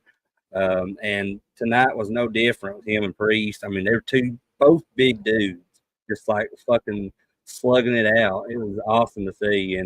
And for this whole title run with Priest, nothing seemed really any kind of special about it to me until tonight, until that match he had with Gunther. I thought, I was like, all right, this guy has really earned his spot to be in the main event. I mean, it was like one of the better. Well, I mean, there's been a lot of good. I'm not saying there's any bad Gunther matches, but it was one of probably my favorite Gunther matches that I have seen. Yeah, and Gunther We both had him always at the same time. he always does. His stuff's always great, and it was cool to see like his chest was bleeding, and he's like rubbing it all over him or whatever. Oh, like yeah, it's he just ruffles it through his hair. I was like, dude, yeah, that's he's just a fucking great old character, and school. I think again, what was cool about this is it's passing it to Gunther, which is great because he deserves it, and it's setting Priest up for something else and something bigger. And again, I think the Judgment Day has been an awesome thing. I think they're a cool faction. It's been a while since we've had a cool faction that you kind of look and you're like, dude, I want to be part of that group. I want to hang out with that group. I think wrestling is just becoming cool again in general. I think that it's a lot of they're doing a lot of things right now to try to appeal to different audiences to bring them into the WWE crowd. I think it's super smart because the Attitude Era did that. I don't think anybody can do that any better than what the Attitude Era did. But I love to see more and more people coming back to the product after not watching it for so many years. I mean, I love that because it shows that wrestling is becoming a part of pop culture once again. They're even like throwing guys like Cody Rhodes in that show I was talking about, The Boys. Like he did a promo for The Boys, like posing as Homelander. And I'm like, man, I love that because they're just tying WWE into everything. Even like you play that mobile game called WWE Supercard. They're doing like a Street Fighter. So they were showing commercials for it tonight during I saw that. Summerslam. Yeah. And I was like, oh man, that's awesome. That's like this promotional stuff, interpromotional stuff, and just interpromotional stuff in wrestling companies too. Like I mentioned TNA, and like it reminds you what they're doing now. Like you thought it would never be possible. It would never be possible under Vince's helm at WWE, but so many people, and I think Triple H was like that because this was kind of during the time when he was getting into becoming a wrestler. He was getting trained and everything, but like the whole territories era of wrestling, I feel like that's happening again. Like they're starting to be more open to that because AEW's done it for a while, and there's other independent companies that would do like interpromotional stuff like Ring of Honor and Pro Wrestling Guerrilla and Chikara and stuff like that, but Chikara's not even around anymore. But you love seeing would you thought 10 years ago, watch as a WWE fan, say that WWE, if someone told you and said WWE and TNA are going to be having a partnership and they're going to have their people from their roster go from one show to the other and compete, I would, if you were asking me that, I'd be like, there's no way that'll ever happen. Knowing Vince, no, definitely not. It's interesting to see which doors are opening though. So like for instance, I heard that I don't follow Japan anymore. So whoever AJ just wrestled in Japan, I think they want to bring him over and do a match here at a pay-per-view and do like it seems like that they're more open to mixing things up. And now more than ever, especially during the last 10 years of Vince's reign or whatever, the pay-per-views or the PLEs or whatever, now each one of those feels like a big deal. Right? They're in France, Saudi Arabia, wherever the hell they're at. They're going to be in Berlin in these big stadiums and everything. All these events are coming across as just a can't miss sort of deal. And, it's just adding to, like somebody mentioned, they're in some of the wrestlers are in Call of Duty now, Mortal Kombat or whatever the hell it is. I mean, they're getting out there. It's huge. I think that's super important. And like you said, each thing feels like a big deal. You know what I think that they're doing right is they're taking some of these non-Big Four pay-per-views that kind of sometimes could be throwaways, and they're putting them in other countries, which the crowds over there make them feel like these humongous events. So I think it's smart to put some of these like kind of off-tier events in these other countries to give them more of like a big event feel. What was that show in France? Was that Backlash? That crowd was insane. Oh my god, that was one of the best crowds that I've seen in a long time. They were like singing or whatever. Yeah. And I think they had the hard camera shaking. It was crazy. And I think that's why Triple H and WWE are. I was dying at that. I don't know about Bill Cosby and the Cosby Kids coming to WWE, but we appreciate the super chat. But what I was saying was, I think like a lot of these international shows that WWE is doing, that they're doing it on purpose because they know that those crowds that rarely get events as much as the United States does, that they're going to be waiting forever to for them to come to their country so they could show what kind of crowd they can be. And I think the one in France, the Backlash showed that. I thought that the Elimination Chamber in Australia showed that. Almost every show that they do in Canada, the crowd is amazing, which I believe that's where Survivor Series is taking place this year, is in Toronto. And I have my opinions on that. I think they're going to do a Bloodline War Games Oh match. yeah, And I I can see think that. with it being in Canada, I think Sammy has to be involved in that match. He's going to be involved. That's where he's going next. Because so when you look yeah. at the crew, right, and we can talk about this later. I mean, but Roman needs one more on his side. So who would that one be? It's either going to bring in somebody from the outside that we don't know, or they're gonna take in Sammy, who was part of the bloodline that whole stretch. I think right? Cody's So going to be involved in that somehow. you're going to throw Cody in there. I think so. After that look that him and Roman gave each other tonight, and they kind of like have like a nod of respect type thing. I think it's going to come down that since Cody's so heavily involved with the bloodline stuff already, I think they're going to Roman's going to come to Cody and be like, "Hey, I need you." I don't hate that idea. I actually like that idea. I don't mind Cody, but do you think that Cody's tricky right now? Because I feel like, to me, I'm fine with what he's doing. I think he's good for the company. Keep him where he is. He's a glorified star regardless. But I already see people kind of turning on him as like, oh God, like it's not as big as we thought it was going to be. Now sliding him into this bloodline thing where they look and they went like, that's Sammy's spot. Like, is that going to hurt Cody? Because you're going to have those hardcores that are going to be like, that doesn't make sense. Sammy belonged in there, which I get it. But for a big match feel, I think Cody would feel like a bigger deal being in there, and he needs to still be kind of in the top end of the card. I think Cody is a huge deal. I mean, I know there's always going to be people that's going to turn on like fan favorites and stuff. You see it there. You've seen it so much with Cena back, in the heyday with him. His first couple runs as champion. I mean, they really started turning on him, especially in 2006. If you've seen, which is possibly one of my favorite pay-per-views of all time, ECW One Night Stand 2006, where the match with him and RVD. I mean, they were just like that crowd was hostile, yeah, for sure. They were brutal with Cena, and but like with Cody though, yeah, I feel like that's the same thing that's going with him. It's almost like there's a lot of guys like that right now. You can kind of compare them to kind of like paths that they took, that guys in the past have taken. Like we were talking about Braun Breaker earlier. It's obvious they're going on the path with him as they did with Goldberg and then his initial like WCW run with the streak and stuff. And while Braun Breaker has lost some matches, I think he's just it's kind of more of a not a streak thing, but he's just going to be like one of that new dominant guy. And Cody is like that in that sense, is where Cena is exiting the world of wrestling altogether pretty much after next year. They want to have a guy for the new generation to fill that kind of role, and I think that's why they chose Cody for that, because I think he's been through so much from his path in wrestling that he knows he can take it, because he's probably heard it all, seen it all. And I think that he is, eventually going to possibly feud with Orton.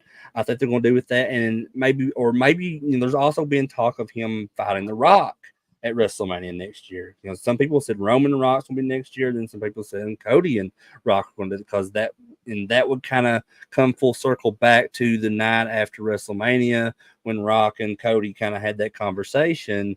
Because he's like, I have to go away for a while, all that, blah, blah, blah. So they're going to come back. Do you think he's done with the whole bloodline thing? I mean, where does The Rock fit in with the bloodline? Because he was like I think The Rock is the final boss. I think The Rock was the one who told he's the Solo one behind like I think he's bringing all these guys in. He's telling Solo, do this, do that. I think the end of the bloodline story is going to be Rock Roman. Now, where that happens and when that happens, I don't know. But I really think that's the end goal. So is it Rock beats Cody, titles versus Roman, gets it back to Roman at the final battle? I don't know, but I think that's the big I think SummerSlam next year is going to be Roman and Rock. I think they're going to wait till then on that. I think they should do Cody and Rock first at WrestleMania. And because WrestleMania is their biggest show of the year, it seems more and more like they are making like shows like SummerSlam and Royal Rumble and all the the big four pretty much just as important as WrestleMania, because you can kind of see that with SummerSlam starting next year in Minneapolis, they're going to be doing 2 nights. So I feel like they're using those big four as their most important shows again, to get to where these storylines will culminate, and I think that's what happened with like Drew and Punk tonight. That they used. It was a huge big fight feel. It felt like a WrestleMania match. But we know with that one it's going to continue. And the stuff with Cody and the Bloodline, that's going to continue. And I feel like that might come to a conclusion with Cody and the Bloodline at Survivor Series if he is included in that match with as part of Roman's team. Mhm. But I guess we'll see. Let me ask you this though, like with Gunther, where do you go? Of course, he won tonight, which I was glad. And they're setting up something between the Judgment Day, or at least Finn Balor and Damian Priest, which that's where they're going with those two. But where do you guys think Gunther's going? Gunther could be like, I think, to be honest, I think him and Drew might be the match that, like, maybe Rumble, Mania, Survivor Series. I don't know, but I think have they already had that show Clash at the Castle yet? Yeah. I think that was the one that Drew. What happened? He headlined, but what did he? I forget what he did. Don't know. He got screwed. Punk screwed him. Oh yeah. Oh, is that it? Okay. Yeah. So I think the end goal with is going to be a Gunther Drew feud, but I also think that we might see him do some stuff. I don't know. They'll probably throw Sheamus up there to do something for a couple months. Well, they not got that win show too. I mean, they could do Drew. I think that's where show. The Bash at Berlin, who he like faces there. Maybe he faces Jay. No, because Jay will be locked into that other feud. Yeah. I don't know, but I think what I liked about this is, like I said, I loved the Judgment Day. I think they're a cool faction. Is it a little bit of a bummer? I never wanted them to break up because there's been rumors of a breakup for like a year, and I'm like, oh God, please don't break them up. Because in my head, if they break them up, everybody goes their own way. Nobody's over. Balor's relegated to a tag team for the next 6 years with McDonough doing nothing. Like, that's what in my head is happening. Dominic's not doing shit. Like, when they say let's break up the Judgment Day, in my head, that's where I think they're going. They're going to focus on only Priest and Rhea. Everybody else is going to get thrown to the side. That was my concern. That was my worry. I'm a huge Finn fan. I think Finn has so much upside. I think any company would want Balor. I still think he's not the greatest on the mic, but he's a good heel. I think he's good. He's great in the ring. He's got a great look. I don't know what the deal is with the Demon and why they kind of squashed that because it was super over. But I think that they just gave Finn a huge contract to stay because he was thinking about leaving. And, then I was like, well, if they're going to pay him this money to stay, like, I hope they do something with him. Well, tonight it showed like that there is going to be something here. Like, Finn's going to take over this group. Is it going to be a mastermind plan from day one? I don't know. But it's got to be him, McDonough, Carlito, I guess, Dom, and Liv. Liv's going to be the new Rhea, right? Like, that's going to be the new faction, which I'm cool with, and I want to see where this goes because it at least shows me that they're not going to just throw these guys off to the side. Now, what does Rhea and Priest do? I don't know, but how cool would it be if it's never going to happen, but it would have been sweet to have Edge sneak in now again. That was the original two. The original two are out now, right? So that's exactly what I was going to say. That would have been super cool to have Edge sneak back in and have them versus the new, kind of the same bloodline thing. But I'm sure Edge is tied up under a big contract. And he's injured. But like you said too, I don't know what Buddy Murphy's status is, right? Like, could he slide in the line with them? Actually, didn't somebody say so, that AEW offered him like a crazy contract? Yeah, he re-signed with them for sure. Yeah. But I think they got to be really smart with this because I think as much as they have an upside in Priest, I think he's the one that could get hurt the most out of all this because if you've got the new bloodline, the new Judgment Day doing all this different shit. Lives in there now. They're feuding with Priest, but then what happens when that feud's over? Like, where does Priest go? That's my biggest worry is that, like, so for one, I thought this was the best world title match that Priest had as champion. He was fantastic. Yeah. But like, where does he go after he feuds with Finn? Now you brought up the Demon, Garrett, and the last time I think we saw the Demon was he lost to Roman, which I thought was a horrible idea. It should have just been a regular match. Like, leave that side of Finn's character, like undefeated, and keep the mystique to it and all that. But that was the last time we saw it. But what the hell happens after Priest beats Finn? Like, I think he's going to slide down the card, and that's really unfortunate if that does happen. It's hard to say because like that very well could be a possibility. Like the thing with him and Finn right now, like I think that might drag out for a while, and we could even possibly see the Demon return with Finn Balor, because I don't know if you guys followed Priest's career before WWE when he was Punishment Martinez in Ring of Honor. I've seen a few matches, yeah. But his character was kind of similar to what it is now, but it was a bit darker. I mean, he would have matches where they would bring a coffin out up on stage, and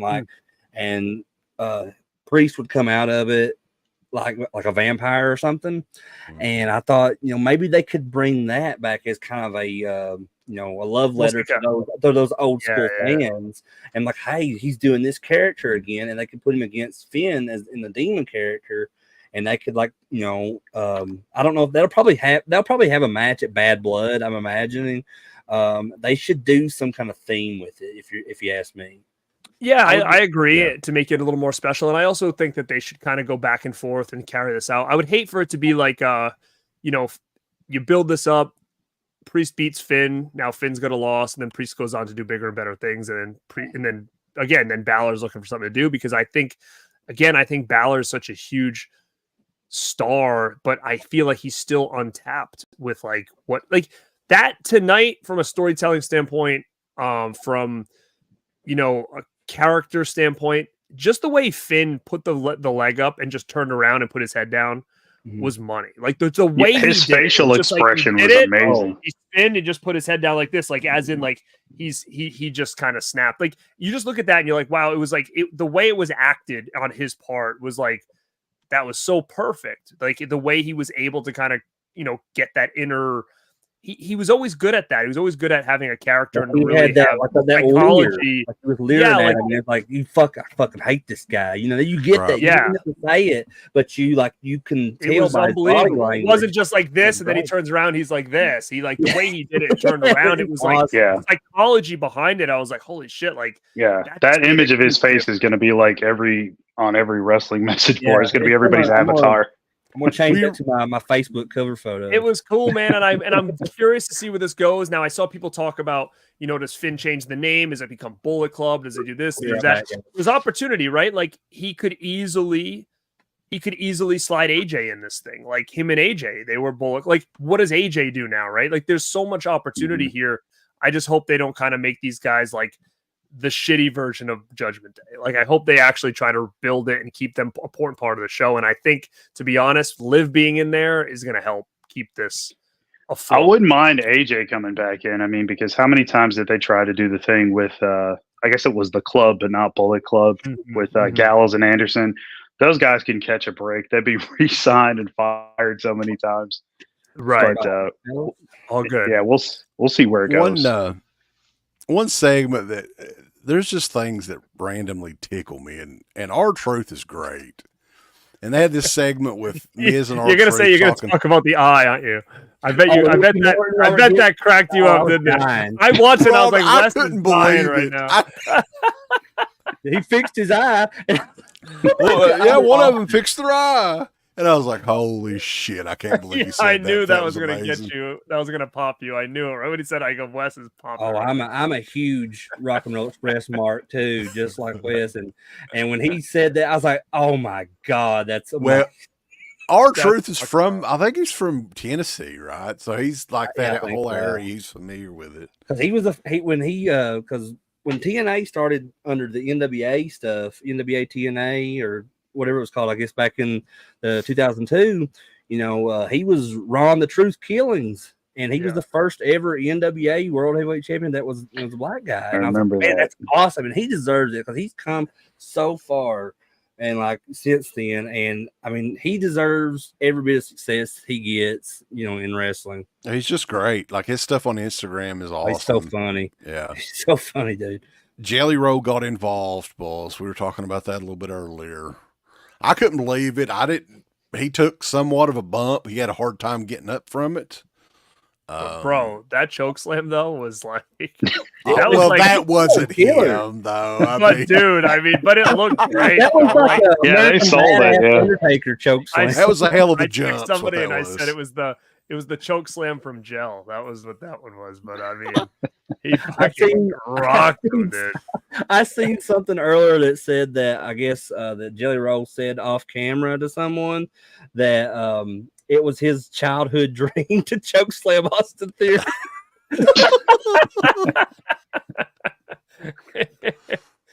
But I mean, you could tell he appreciated that. Like he loved it. You could tell that he had the time of his life in there. And I have to respect that somebody like that is, likes the sport that much that he was that, over the moon to do a spot like that.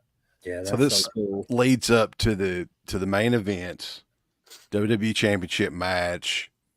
Big match feel to it. They follow Cody out of the bus. He's got his dog. Pharaoh, yeah. That's awesome.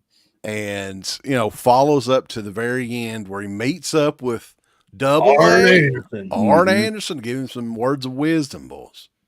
So is Arn Anderson's done with AEW then, I guess, right? Right. Oh He yeah, is, yeah. He's been done with them for a while, and once he got done with AEW, I said, well, they got to eventually bring him at some point back into WWE and do something with Cody. I was not expecting that tonight, honestly. I thought that really popped me when I seen Arn Anderson and he was giving that pep talk. I was like, this fucking rules. This is why I love wrestling.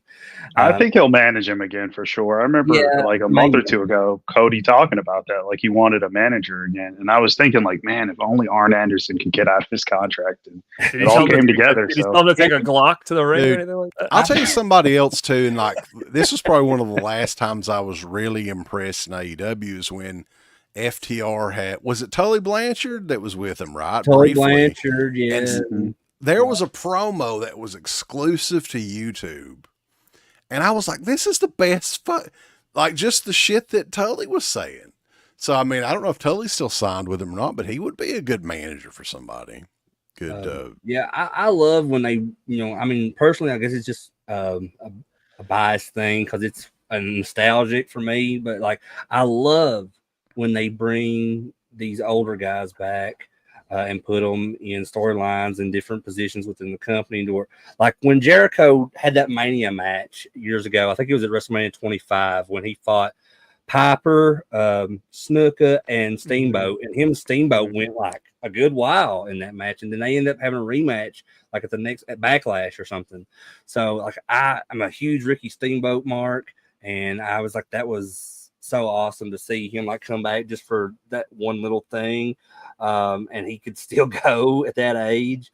And I met Ricky Steamboat finally. Me and my brother met him about a year or two ago in Ashland, Kentucky, at that Bluegrass Wrestling Con, and possibly one of the nicest wrestlers I've ever met. I mean, it's hard to beat Roddy Piper, but Ricky Steamboat is definitely up there. And but with seeing Arn Anderson come back in this role that he's in, I mean, somebody could get Tully then.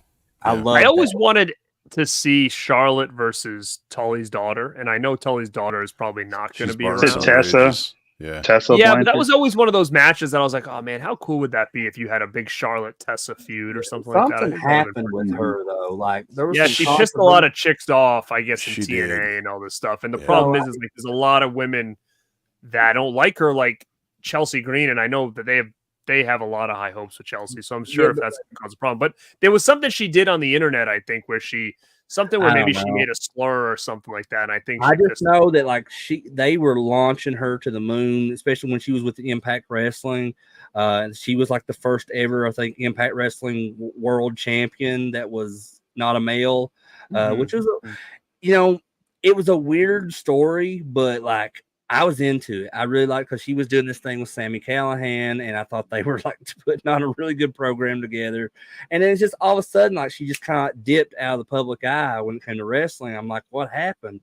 And I remember reading something vaguely about like what you're talking about. Like she said some stuff to He's other super wrestlers. racist according to Justin Smith. I don't know though. But like I've heard a lot of stuff.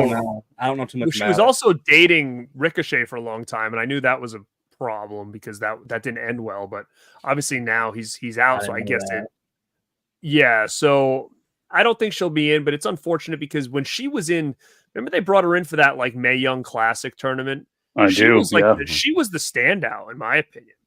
She Mhm. didn't win, obviously, but she had, I think, 2 matches on that tournament, and I was like, man, Yeah. Wasn't She just- I'm just shocked that they didn't push her on there. I thought that was going to be like her big, like coming Yeah. up, like thing, but they didn't do anything with her.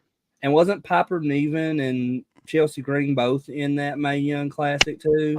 maybe Piper Niven Piper was. definitely was. Santana Garrett was, which I'm surprised they didn't pick her up either, and Rhea was, and who else was a big star in that? Like, that's where Bianca started. And I knew right away when I saw Bianca, I was like, all right, this girl's gonna be something special. Wasn't Rhea in that too? Rhea was in it, but she was a blonde, yeah. Yeah. Yeah, and then so wasn't Ellering's daughter or something like that. Oh, That's right. Yeah. Yeah. I The, forgot about that. Yeah, they're not really using him too well either, are they? Yeah, it's unfortunate though. I would have loved to see Yeah. Tessa get a run in WWE. It just sucks. But So this Bloodline rules match, though, we're still on the main event. we even talk. 29 minutes and 14 seconds. There was plunder in this, but I was expecting a lot more, right? The Tonga brothers kind of got taken out kind of early on. Jake Fatu is injured for sure, I think. Tonga Loa, what happened to his fucking eye, or did they just decide to give him a patch? No, something happened to it. Okay.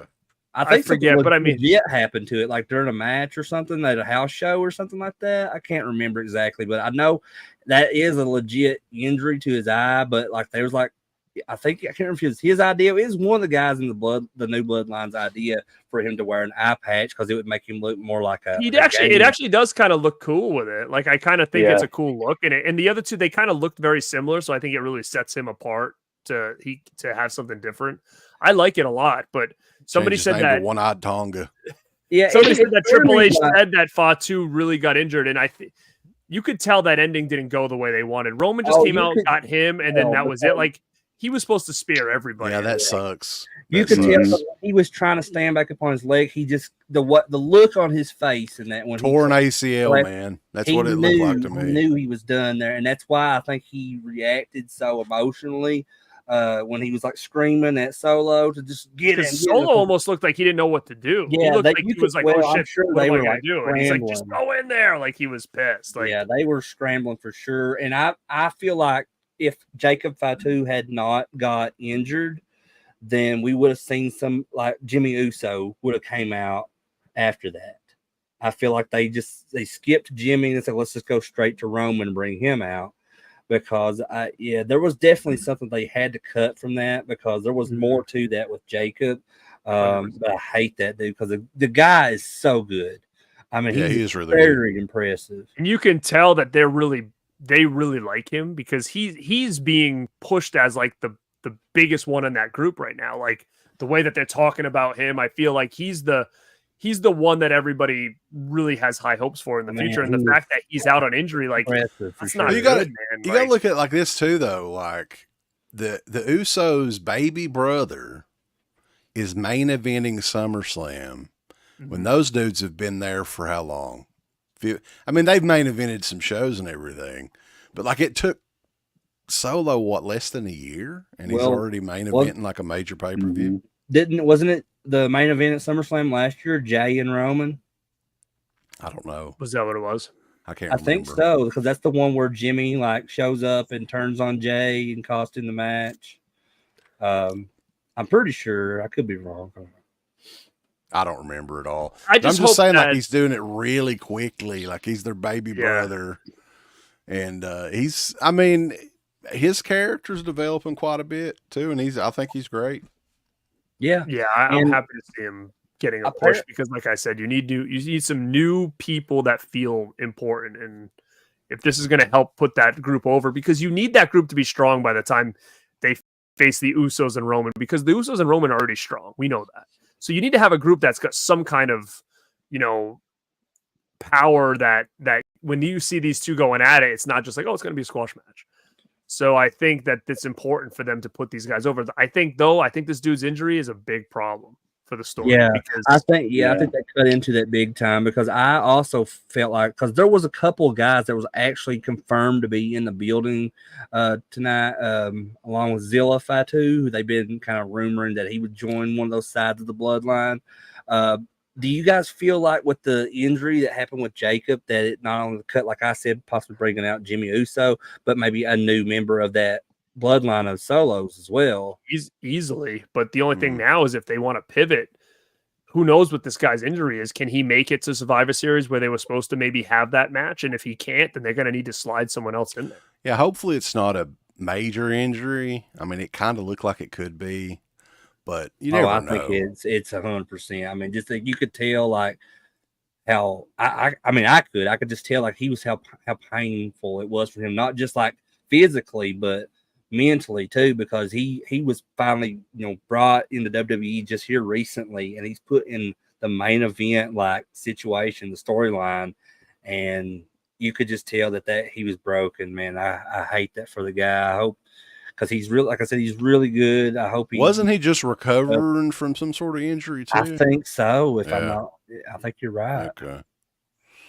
So yeah, I know a lot of people are talking about. Here's the thing, though.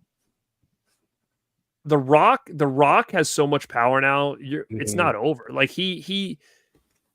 I don't know if it's I'm doing my family favors or if he sees the big picture and he's trying to make this work. Because I mean, for a fact, his daughter wouldn't be the NXT general manager if it wasn't for him. Nia probably wouldn't be in the position she's in if it wasn't for him. So he is kind of pulling some strings, but I can't deny that this bloodline thing is working. So as much as it's like, oh, he's bringing in all his family, he's doing this, it's not. But it's not her. It's actually improving the product. So I mean, I can't shit on it because it's keeping shit fresh. I actually don't mind seeing all these random Fatus running into the thing that I don't know and then being part of the show now because we don't. It's been such a long time since we've been surprised. So when these things happen, and I'm kind of like, "Who's this? What's this?" And their problem will come. Their problem will come whenever that storyline's over, right? Because you look at that and you're like, Jacob Fatu could be fine. Maybe Solo's fine. Those other ones, though, the Tongo it's like the guy from the Gorillas of were they Gorillas of Destiny, I think is what their tag team was in New Japan. They might just be a tag team for the rest of their career together with like no role to go, like a low card tag team, kind of like they'll be like the Usos were originally doing or whatever. But I mean, I just see. Like you said, at the end of the day is where we're going to figure out where all these guys are going to go, and not everybody's going to be a top. It's like the third guy from Imperium. What happened? They drafted a SmackDown, but I don't even ended, so I don't know. I don't know. Like that's what I'm saying. They kicked him out though, but he hasn't been seen since. Right. I think they said he was going to SmackDown. I saw something recently, but I mean, what do you do with him though? Right. They're going to probably fire him, I'd say. You can't. He doesn't seem like a kind of guy that's going to get over as a. He wasn't very good, singles. but like Roman was saying, with the way it's working right now with the bloodline, where they could bring in a bunch more of these Fatus and people from that Samoan family, and as long as it's working, I mean, I just let them keep doing it. I think that they've just been testing the waters for so long with this, and everything has worked with it so far. So why would they stop? If you keep that training going, why are you going to halt it? Now, I know this isn't part of the family, but somebody messaged this to me today, and they said, would you have thought that like this new bloodline was a bigger deal if Samoa Joe snuck in and became the leader? And it was tough because it's like, I know he's not part of the family, but like he's a bigger name than, let's say, someone like Solo. I don't know. I'm not going to say I'm the biggest Samoa Joe fan because I'm not, but like I'm just curious from anybody else's perspective. If he came out afterwards and as like the new chief, would you have popped for that, or would you have to have the face tattoo would have to be back? I'd be disappointed for sure because I think this story only works if they're using like legitimate family members from that. I agree. If not, it goes to like that Von Erich lore where they just start making fake Von They Erichs make or whatever. people Like, up. Jimmy the Jack cousin. Fatu. He's a long cousin. Yeah. Well, oh, I thought of one more thing I wanted to mention about the match itself, though. You know, and when I was talking about earlier, like I love when they bring in like references to the old school guys, and they mentioned Terry Funk in this match because of like this like kind of a side moonsault that Cody did, and I can't remember if it was Pat or Corey Graves, one of those guys. It was made Graves. Was it? Okay. He made this comment about that being like kind of like Terry Funk. I was like, oh man, you know, Cody's going to hear that and be like, oh, I got to do that same moonsault in every match now because Right. you know, He did have a sideways moonsault. That little. My uncle and I used to call it the funky salt because it was always like a weird. It was like a weird. It almost flat turns back, into like like a cartwheel in the air or something. Yeah. Yeah. He did that off that ladder at that first ECW pay-per-view, barely legal. On I remember that. Yeah. Raven, I think, or Stevie Richards, or somebody. I can't remember. Well, here's what's interesting too: is we got Arn in the back now. Tully's available, and Flair's available now. So who the They're hell not knows? touching Flair. They're not touching Flair. You don't Triple H in charge. You don't think he's gonna do it? I don't know, man. Flair I in for think- anything. Triple H is going to look at it as a business thing, and he's going to be like, "This is not best for business." I think to bring in Flair at this time. I wouldn't touch Flair at all. Jeez. Oh my God. What about Jake? The AEW still has Jake, right? Fuck Jake Roberts. That dude's a prick. I can't stand him. Not a big Jake guy. Jake is not a nice guy at conventions, right, Crater? No, No, he's no Piper. I'll tell you that. Roman Reigns came back, though. I mean, I think that as far as the show goes, we're probably not going to see Roman on a SmackDown show for at least another couple weeks, maybe a month. So they're going You to don't think the he's on slow Raw build. tomorrow though? I don't think so. No, tomorrow's no. Tomorrow's Sunday. They're all. Oh, I love Saturday shows. By the way, I really do. I really do because it makes you I feel like good them. when all of a sudden you're like, oh, tomorrow I'm off. Sweet. You know? I do. I appreciate the fact that these shows are on Saturday now. Yeah, Um, me too. For sure. But yeah, that slow build. I mean, it sucks about Jacob Fatu, but I don't think that affects the Survivor Series match either way. They can get somebody else in there. They'll find a. They definitely could. I just hate it because the guy's super talented and he literally just started in the company. It's not like how Punk came back, you know, and initially right off the bat he got injured. But because Punk has had his stories told and his experience with WWE in the past. I mean, this for Jacob Fatu, a guy that has never, you know, experienced that within WWE, and he gets shot straight to the main storyline of the entire show. I mean, I can't. That sucks. I really hate that for that dude. Yeah, it's really bad. I mean, I was totally looking forward to Survivor Series because I could see that match in my head already. It's going to be a whole lot of stuff. Yeah. Well, I mean, it's I guess, 3 months to go before Survivor Series? Mhm. So we'll see what happens. Hopefully it's not too serious. Yeah, I'm hoping not. Yeah, I mean, it's possible he could be back by then. Who knows? But Yeah. I mean, but all in all, I actually thought tonight was a fantastic SummerSlam. It was one I that, enjoyed it. like Yeah, we and- talked about, out of all these matches, Nia and Bailey was the weakest, but all the other ones were really, really strong. Yeah, they were solid. I love them. And there wasn't that many, surprisingly. There wasn't like there was 20 matches. Like in my head, what was there, like 6? I think it was like something. 6 or 7. 6 or 7. So I mean, I think that was a good number, and every match had a nice feel to it because, like we said, the stories have been great, and I hope that they just continue on this route because it really does make things seem special. And I think tomorrow with the bloodlines and with the Judgment Day stuff alone, it makes Monday. It makes Raw. It makes Raw more must see because you're kind of like, okay, where is this going? Rhea's pissed, Priest is pissed, Dominic's got Liv. Was Balor behind this whole thing the whole time? And is he the mastermind with Liv? I mean, who knows, right? There's so many directions that this can go now. It was Balor that took the hotel room card during that one Raw, if you know what I'm talking about. Yeah, I remember. I think he's And, set that whole thing up. Yeah.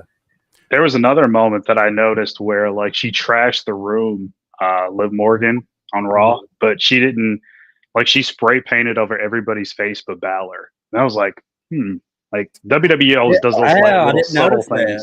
That's Yeah. I didn't yeah. notice that They do either. that a lot here lately, where the little things in the background and Mhm. stuff. They've been focusing on that a lot as part of their stories. So Yeah. I didn't see that when you're talking about. I need to go back. Do you remember? Was that like this past week? This past I Raw? think that was the most recent Raw where Okay, I need to go back and see Liv got her revenge on that. their like clubhouse or something. Yeah, I Throw love in some shit Easter like that, eggs there. man. But I told you guys. I told you. I knew that. I knew it. oh, is it So, already yeah. on there? It's going to be at least 6 to 8 months before she cashes that thing in. Yeah. And there was something else that they were a couple weeks ago, or maybe close to a month ago. Trish Stratus was on WWE. I can't remember if it was on Raw or where it was at, but she had like an interaction with Tiffany Stratton, and I thought they were like leading to a match between those two at SummerSlam, but I guess that just didn't happen. I don't know what happened. Do you think that's something that's going to happen I later on think down that the line? we can see something with them too. I think Trish can still go. I think Yeah, I mean, because she reminds me a lot of her. Because well, I Tiffany think that's where Stratton is they got her huge. name too, if I'm not mistaken, because like Stratton, Stratus, and then True. Yeah. both their names start with a T. And I think they're kind of like going with her as to be the next Trish. I think they were initially going to do that with Mandy Rose before everything that happened with her. But I think now Tiffany Stratton is the girl they're going with as like kind of the new Trish. But as far as like this show, like overall, like I feel like this is the best pay-per-view or premium live event, whatever you want to call it now, that I've seen in a while. I enjoyed this show more than I enjoyed WrestleMania 40. And like I said, the match of the night for me was Punk and McIntyre. I thought it was awesome how that whole thing is developed, because almost out of accident, really, because he got injured at the Rumble, and the guy that injured him was Drew McIntyre. We didn't really, but it was part of the story, like it was because Drew just happened to be at the wrong place at the wrong time when it came to Punk getting injured. But it's just awesome how they have turned that into what it is now. And just so many things about the show. I mean, and I'm not ashamed to say it, but there was times I got a little bit emotional just because it kind of gave me a reminder of like a lot of the things they were doing tonight was the reason why I fell in love with wrestling in the first place. And I'm like, if I hope to God that they keep going this route, they keep doing the same stuff, because like I really not, I've been a wrestling fan for like 30 some years now, 33, 34 years. But, I have not felt like where I'm involved with the product as much as I am now. I've not felt that way in a long time. And if you have a passion for wrestling, you understand what I'm saying, then like you totally get it.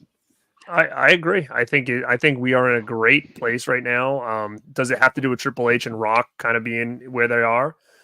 Possibly. I think wrestling's in a place where it's just going to keep getting bigger. So I'm excited to see where this goes. And like we said before, when it hits Netflix, that's even going to be a bigger change. We don't know what's going to happen there, but it's good to see that they're developing more characters like a TV show would be, where everybody's got a place and it's people to be invested in. When you got these people that are just trading win-loss records every week for 2 years, it's hard to get invested in somebody, because all you see him is you'll win one week, lose the other, and then nobody feels important anymore. So then when you had like a Dolph Ziggler get a title shot, it's like, I don't know, this is kind of throwaway, because there was no build. At least back in the 80s, it could be the weirdest match in the main event, but everybody just fought jobbers for like weeks on and weeks on, that everybody kind of felt at the same level. So it could have been like Hacksaw versus Tugboat or versus Repo Man, but all you've done is seen these dudes win every week versus these jobbers, that it was hard to really tell who was better than who, right? So, that's what made the 80s beautiful, was that these wrestlers all felt important because they weren't facing other big name wrestlers on a regular basis. So it's cool to just see that everybody's got a story, and it's cool to just see that these characters are now becoming characters no matter where they fall on the card, which then that makes them over. I mean, we still get the Wyatt Six tomorrow. We didn't get them tonight. We got Chad Gable's new group tomorrow. Like, this is all interesting shit that weren't even on the card tonight. Well, I mean, tomorrow, Monday. And that's Monday Night Raw. It's Yeah, all wrong. that stuff is going to be interesting for sure. And I feel like, as good as things are right now with the product, I feel like it has potential to be even better and possibly one of the best eras that we've ever seen in WWE. I think next year is going to be a big game changer for a lot of stuff with Netflix. I think with it being Cena's last run, and they're saying that he's going to do at least like 60 dates next year. I think we're going to see a lot of nostalgic stuff with Cena. You know, and it's going to bring back a lot of fans, I think, that haven't watched in a while that were big Cena fans to try to get them to, you know, sell tickets to the shows and stuff that he's going to be at. I'm excited. Rocky will be back once they hit Netflix. You'll see more Rock on there. I'm And I super just think at this point, it's like I just hope everybody stays healthy. It's an because, interesting time everybody's period. important right now. Yeah. So like we need Punk when they get there. We can't have him on the shelf. Like Rollins too. He ain't getting any younger. He's beat up. Like these guys need to stay healthy because I'm sure they're going to be important parts of the show, going forward. Oh yeah, for sure. And Cool. Well, guys, hey, we appreciate everybody staying. Hell, it's past 1:30 in the morning. We're just way past my bedtime. Holy man. But wow, I didn't know it was that late. Garrett, what do you got coming up on the Born to Be Rad channel, man? I just dropped this morning 15 of the best horror anthologies. So the Halloween season is creeping up. You're already seeing Spirit Halloween's opening. So everybody's going to start making their Halloween watch lists. And I think anthologies really do feel very Halloween time, fall-ish. So if you're looking to kind of dig your teeth into some that maybe you haven't watched in a while or you haven't watched at all, go check out that 15 of the best anthology movies video that I just dropped. And hell yeah, man. I'll check that. yeah, check that out. And there's other ones I did. I did a whole retrospective on how important Kevin Bacon was to the horror genre. I'm going to be a new series called Horror Icons, where we kind of take these big name actors that had or actresses that had a lot of work in horror that maybe just get overlooked. Like right now, I'm thinking in my head, I'm going to do an episode on Josh Hartnett now with this new movie coming out. Because when you look at his library, you're like, holy shit, like that dude has done a ton of horror stuff. Yeah, the Faculty is one of my favorite movies right? ever. H2O, Faculty. There was another one too that he did as well early on. I mean, even his role on the show Penny Dreadful was 30 Days a Night he was in. 30 Days a Night. Yeah. Right? So like, and now he's in this new movie. That Trap, was a huge so, movie. Yeah, that was a big hit when it came out. Yeah. So we're going to talk about him, and then Nick Cage is another one that we were going to do because again he's done a lot of horror I was just stuff. talking about him with my wife recently. Like it's so crazy to see what kind like he's reemerged and he's like being very like close to the horror genre. I think that maybe that started with Mandy. I'm not sure, but like it just seems like he's in a lot more horror stuff than anything else that he's doing right now. And I know Nicolas Cage has kind of become a meme over the years and stuff with people, but I'm really enjoying the guy's recent work a lot. I mean, I think he's great. Well, there's a lot to watch. He's done quite a bit. And that's the thing. He's done so much. But yeah, it's a little series that I started that's kind of talking about some of these underappreciated actors that, when it comes to big name actors, you look at Jamie Lee Curtis, she shied away from horror for a long time. She only really, if the money wasn't right, I don't know if she would ever came back to the franchise, but a lot of these actors never really turned their back on horror. They've been doing it the whole time, but they're not ever, talked about as, big names in the genre. I think when Jamie Lee came back, she needed Halloween more than Halloween needed her. And I agree. I think her career was like at that point. It's funny how related like horror and wrestling can be.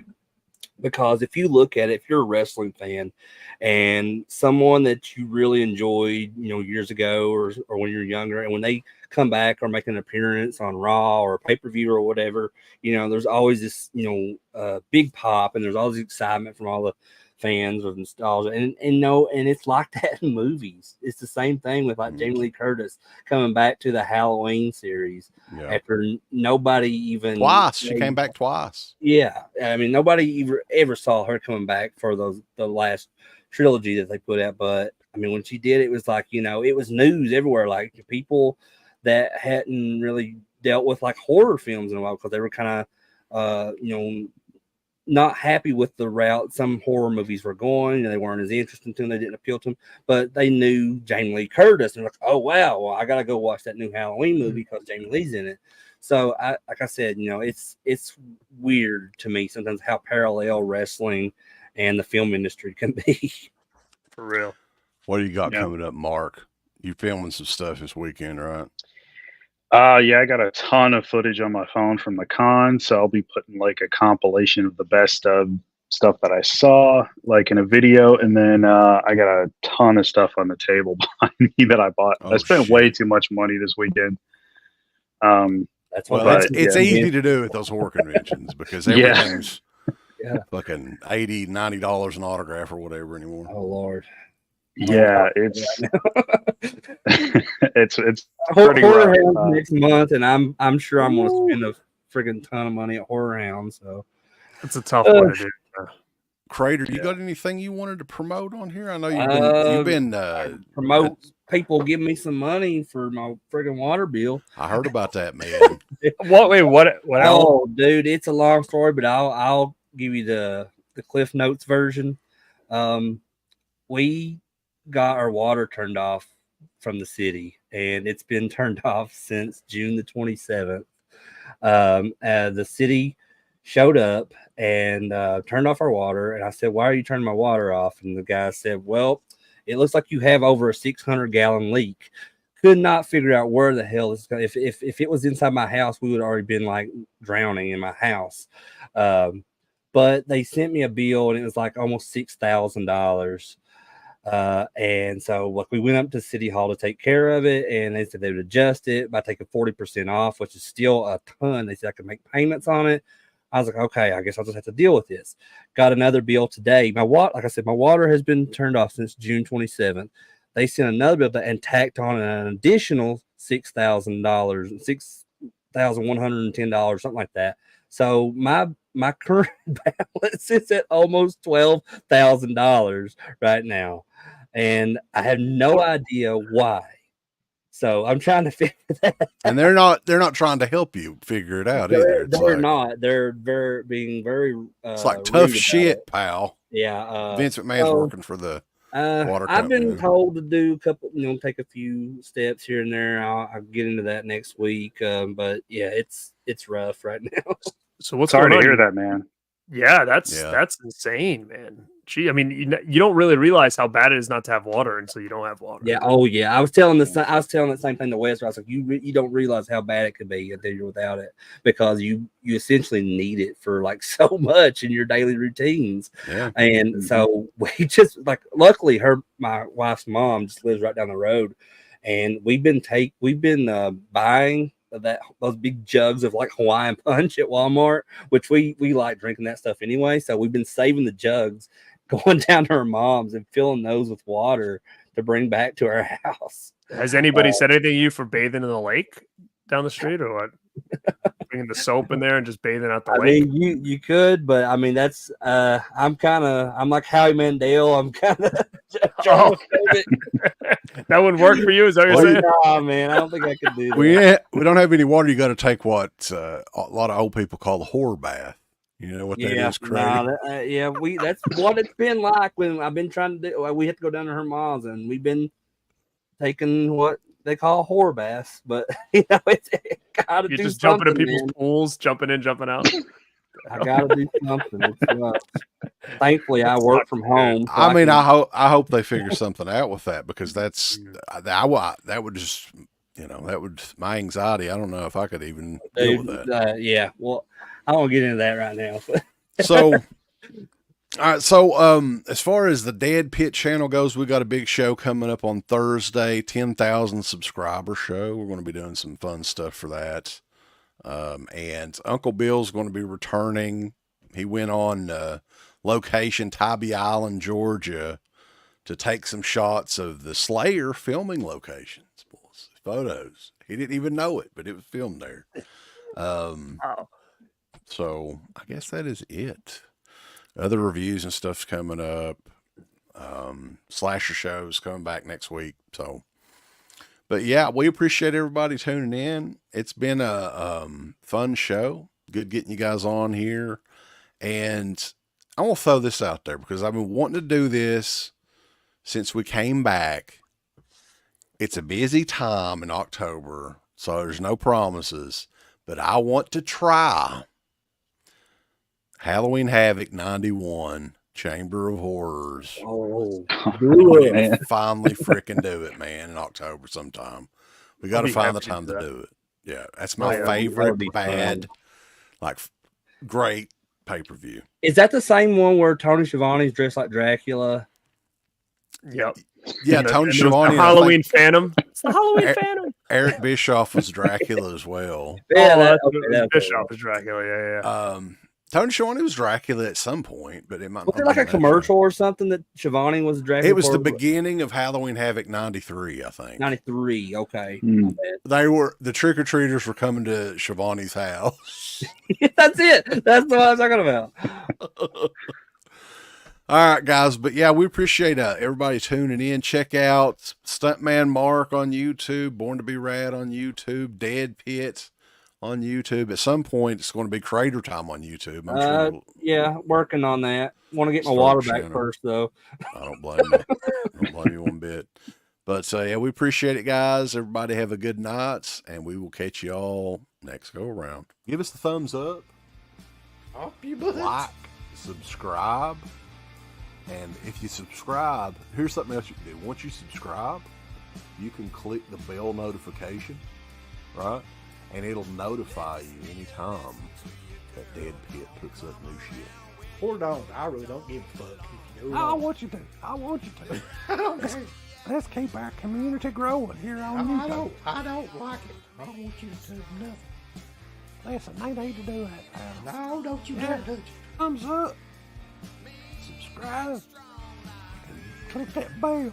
There's all kinds of wonderful shirts over at shop.deadpit.com. Simply the best horror shirts. On TeePublic, there are others, but they all suck. You can get some Dead Pit radio shirts. You can get Last South on the left. The Hills Have Eyes. Texas Chainsaw. Oh, wait, you can't say Texas Chainsaw. All kinds of shirts, folks. You're gonna love them. Shop.deadpit.com. Thank you to all of our supporters on Patreon.